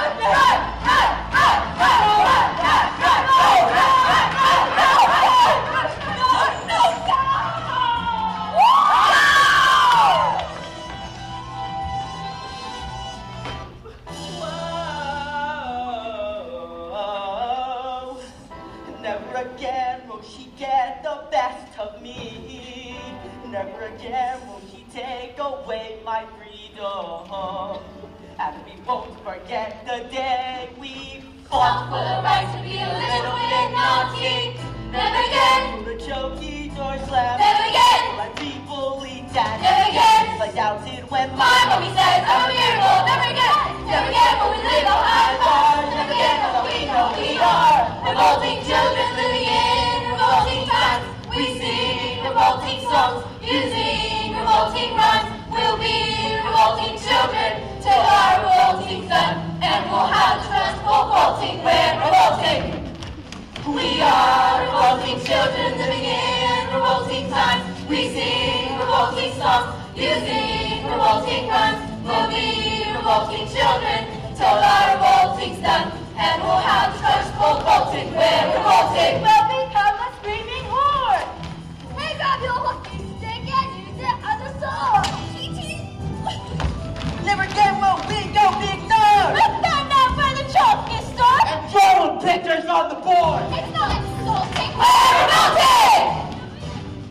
Making us be how we like. Left of us are wrong is right. Everyone N-O-R-T-Y.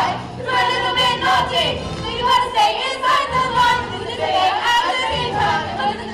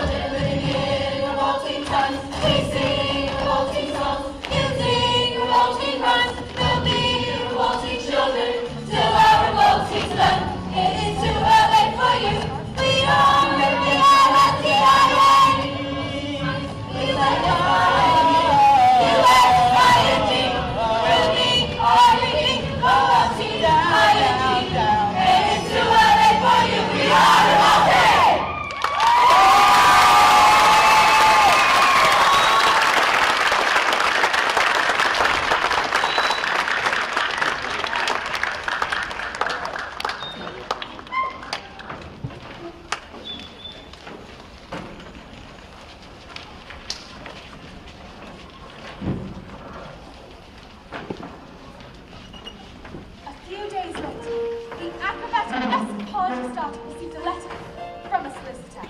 It said that her parents' will had mysteriously turned up, and she was now the owner of the beautiful old house, which had up until this exact moment been owned by the evil aunt, one Agatha Trunchbull. She moved in immediately, and she was happy, happier than she had ever been in her whole entire life. And as for Miss Trunchbull, she left town and was never seen again. The Chokies were immediately destroyed, and a new headmistress took over. And her name was Miss Honey, who's often said it was the best school in all of the land. And you know something? Sometimes I would look at Matilda, a little girl who has done so much for others, but who is stuck with parents who are mean and cruel and called her names.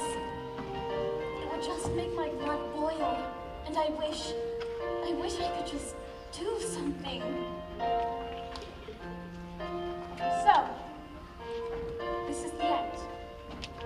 And I wish so much that I could tell you this story has a happy ending. I wish so much that I could tell you, Matilda, that the love and care she deserved. But perhaps the truth is not all stories have happy endings.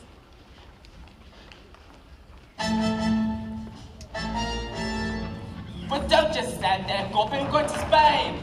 Spain? But why? Because this idiot, this nit, this twit brain decided it was a good idea to sell her to the 55 old beggars to the Bulgarian mafia. Well, I didn't deal with the blaming Bulgarian mafia, did I? Come on, boy, we're leaving and we're never coming back. Well, what about everything here? But wait! Let Matilda stay here with me. I beg your pardon? Mr. Wormwood, I would love nothing more than to take care of Matilda. I would take care of her with love and kindness, and you wouldn't have to pay for everything. I would take care of all that. That is, if you would like to, Matilda. Wait. You mean leave our daughter here with you? Dad, did you just call me your... Wait, they'll be here any minute! Did you just call me your daughter? Here, you idiot, I told you! Quick, wait!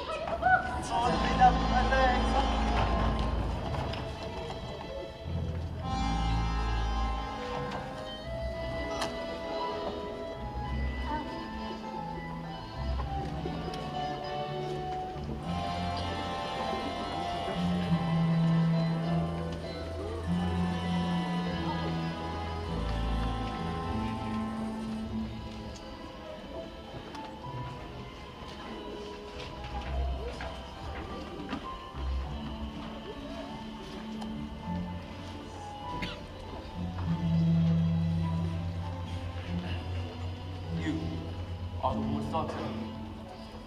Yes. Where's your father? Oh, him. He's, I don't know.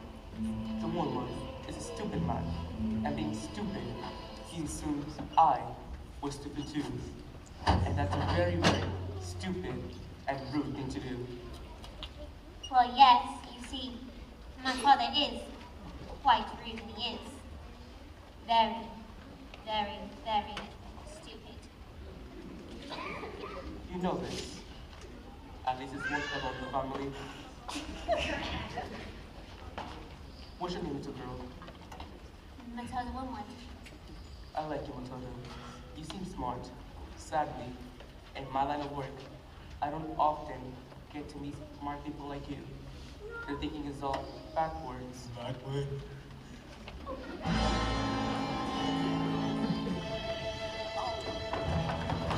All right.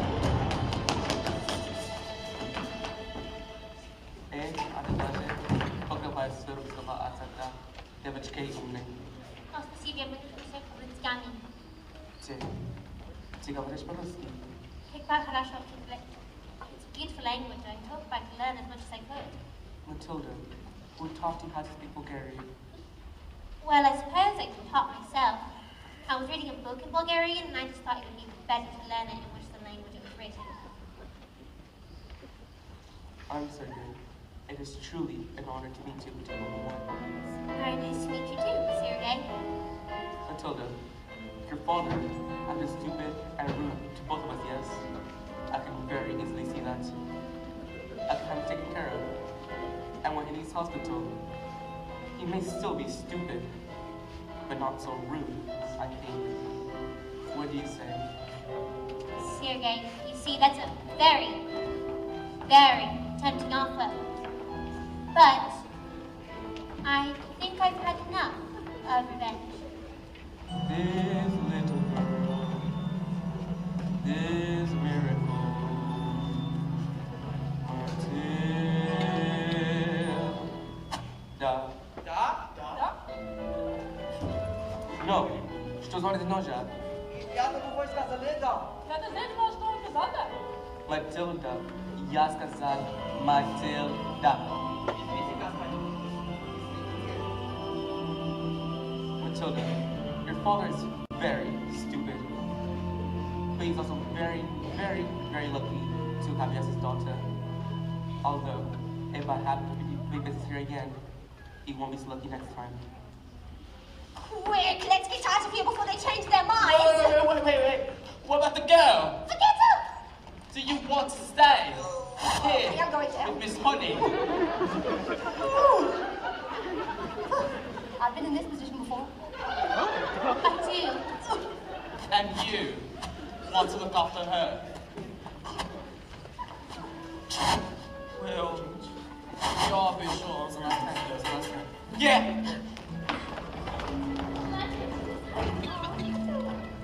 And she hugged her. Barely even noticed that the wormwood sped off the cliff. I reached over. But the wormwoods and also sped off into the distance. Because they had found each other. Yes, they found each other.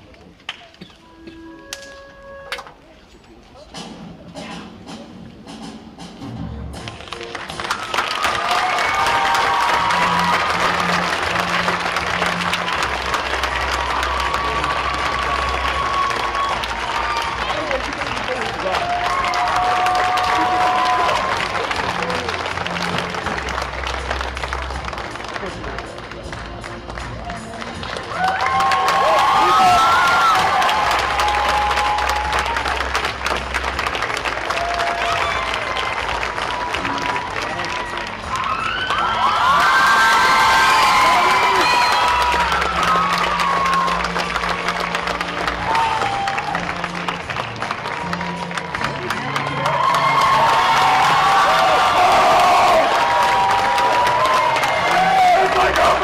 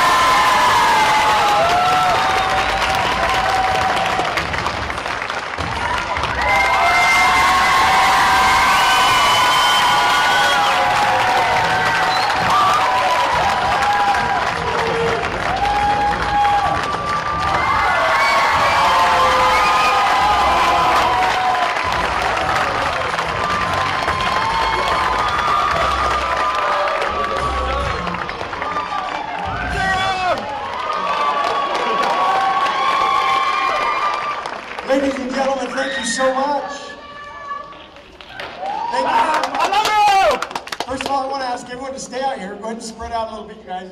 And can I get the crew to come out as well, please?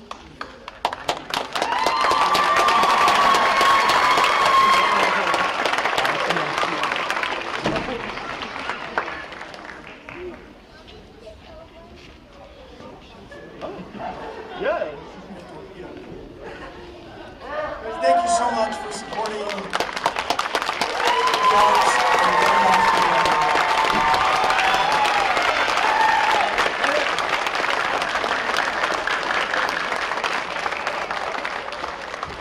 As customary for closing night, I just want to take a moment to say express some extreme gratitude to so many people that have made this possible. You know, it really is an enormous task. It takes a lot of time, a lot of money, and a lot of commitment from a lot of people. And that includes the ones who are behind me, as well as the parents and the teachers and administrators at Coalinga High School that, you know, allow them to be here long hours and allow them to do what we all love for them to do. So it's been really good. Thank you to our staff and administrators, and thank you to the parents who have supported your kids in this event. It has really, really meant a lot.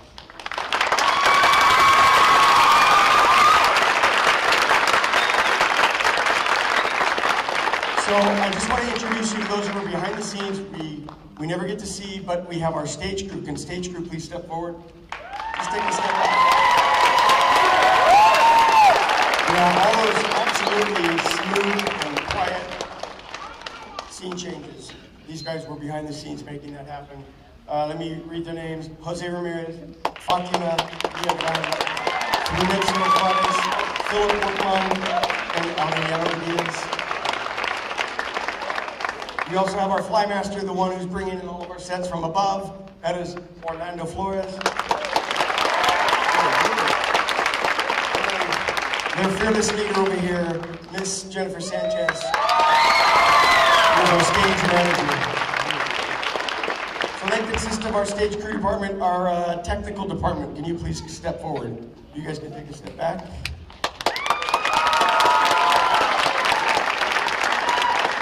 First of all, we have Adrian Sen over here, who's running our motion car.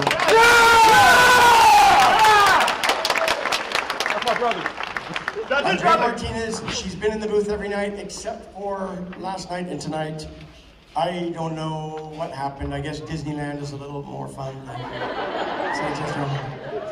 But she's been running our soundboard. A big thanks to her. Anaí Velasco, who does our music. Santiago Garcia, who does our lights.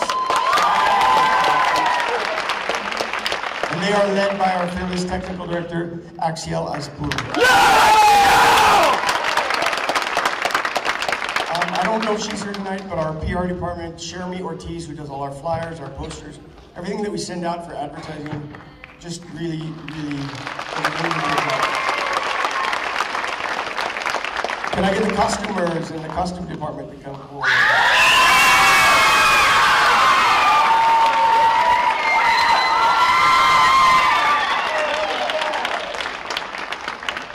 Oh my gosh, look at all these costumes behind us. Yeah, it's crazy that how they can just, you know, turn these costumes into fitting all of these kids, like making these things, right, brand new. It really is a lot of work. They started back in August when we started, and have been going non-stop. First of all, we have our backstage dressers, Manuel Salazar. Gabby is also our assistant costumer. And then, of course, our costumer, our head costumer, Miss Sarah Walker. And then, forgot to mention our other dresser on loan tonight. She's studying theater down at UC Irvine, Malia Walker. Wait, you're wearing a costume? You stuck in that last scene? Totally theater, right? Multiple scenes. Thank you, costume department, for all of your work. I mean, you guys did it. We have our musical director, Mr. Kevin Vermana. Probably, if you came last year to see Drowsy, he was manning chair in the Drowsy chaperone. Such a huge help this year, I can't even tell you. A lot of music, a lot of challenging music too. And you know what, we were just constantly, you would take him to the music room and work with the ensemble there, and then we would switch off and he would take the leads and they would go work on their song. And I can't express enough appreciation to you, Mr. Monaco. Fantastic. We have our choreographer. Where's our choreographer?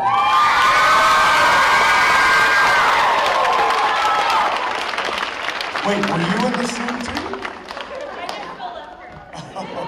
Okay. You could have been. You know the choreography, right? So Miss Krista Yeager, who's been doing our choreography for many years, just does it so well, and we're so thankful. And she does have a tie into the program. Not only was she part of the program many years ago, obviously her husband is the co-director, and her kids are part of the show. Her kids are here tonight. But thank you for all the time. And then Mr. Yeager, could you come on down? Mr. Yeager was my co-director.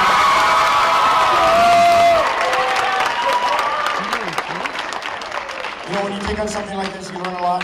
The set pieces you see behind us, from the vanity to the bed to the Trunchbull hall, all that is due to this guy right here. I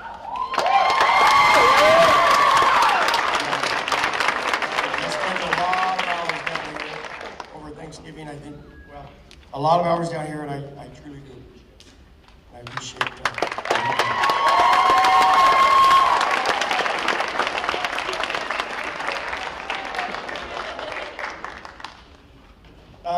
And then I have the house manager and my wife, Jenny.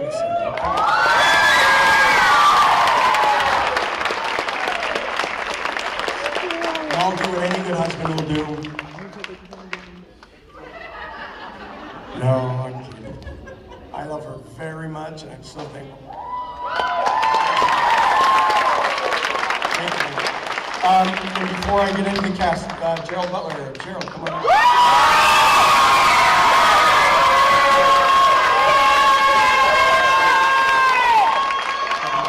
So Gerald has been like a go-to resource for many, many years. In fact, I would say almost 20 years now.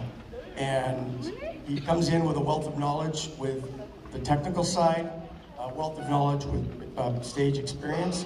And he's just a huge help. He's moved out of town for the last few years, but he still comes in and helps them. And he's moving back, he says.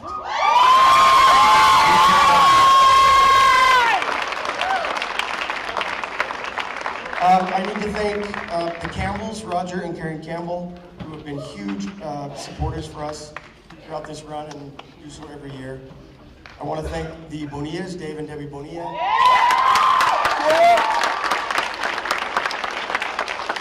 They also just unselfishly put in a lot of time and effort to help us.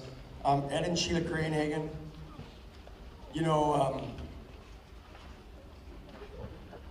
about 10 days before she passed, she sent us in a check, CHS Drama check. And again, it's been a routine thing for them, and I am just so thankful for all that they've done to help support our program over the years. And I know that she will be missed, and I do appreciate that immensely.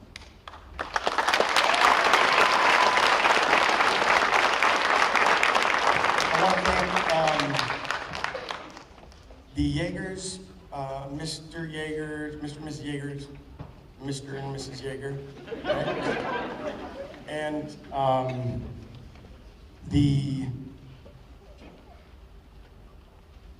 oh my gosh, just left my name.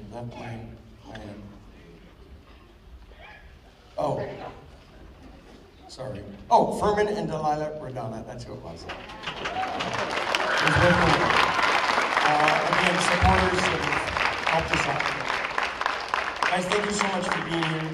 Our cast, I will tell you, is about almost 70% the very first time they've been on this stage before.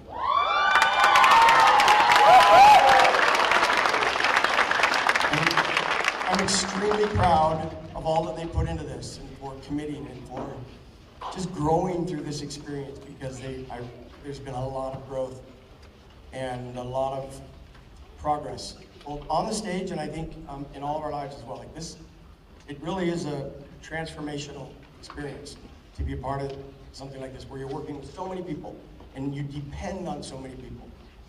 And the emotions that come out on stage are real. And we're trying to get those same emotions out of the audience tonight.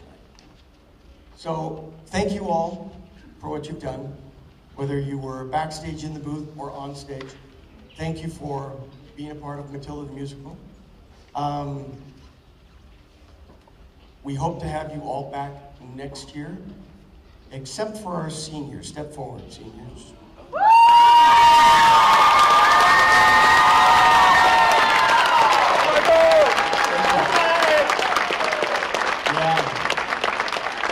Now, even though you're saying, how can that be 30%? There's more than, many of our seniors, it's their first time on the stage. And they've done a tremendous job. I am so proud, so proud. Raise your hand if this was your first time on stage, on this stage, seniors. Raise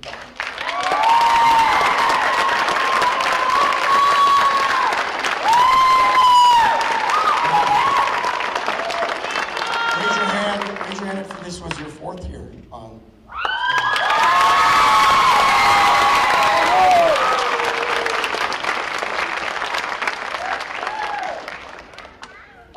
They've been our go-tos for a long time, and just I've seen them come up, and you know that their time is, like when their time is right, and it will be right, that they will take full advantage of it, and I'm super proud of you guys for all that you've done, for all the time you put in, and for your love of theater. Like we couldn't do this if you guys didn't love theater, right? So thank you, thank you.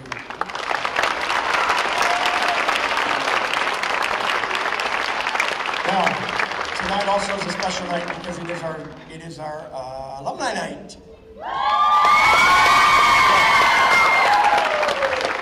And we've been doing this since 2004 on alumni nights.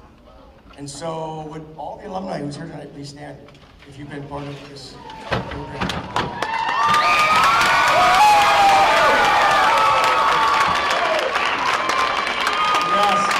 Guys, thank you so much for coming back. Thank you for coming back to support us. Thank you for being a part of this program. You will always be a part of CHS Drama. We love having you here. I get excited when I think, okay, former students are going to come now and watch this. I hope you loved it as much as we did.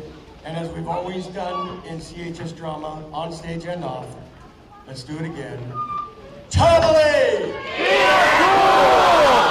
Good night, everybody. Can everybody please stay seated? I'm so sorry. He didn't know about this. We have a big thank you for actually two very special directors who have been directing for a very long time, Mr. Yeager and Mr. Lucero. Let's go, Barry. We are very, very grateful for everything that you guys have put into the show. Just as much as our dedication, you guys have put in so much dedication, and you guys have believed in us in so many things. You guys have really brought this show to life. It's not just us, you guys are a really big part of it. We just really thank you for everything. We have two very nice tickets for Roger August to go watch Legally Blonde, which quote unquote we should have done also.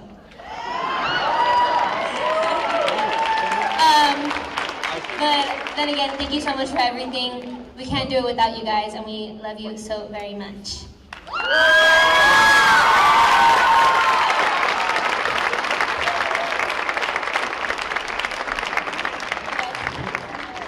Okay, you'll get your tickets when they arrive at Mrs. Bonilla's house.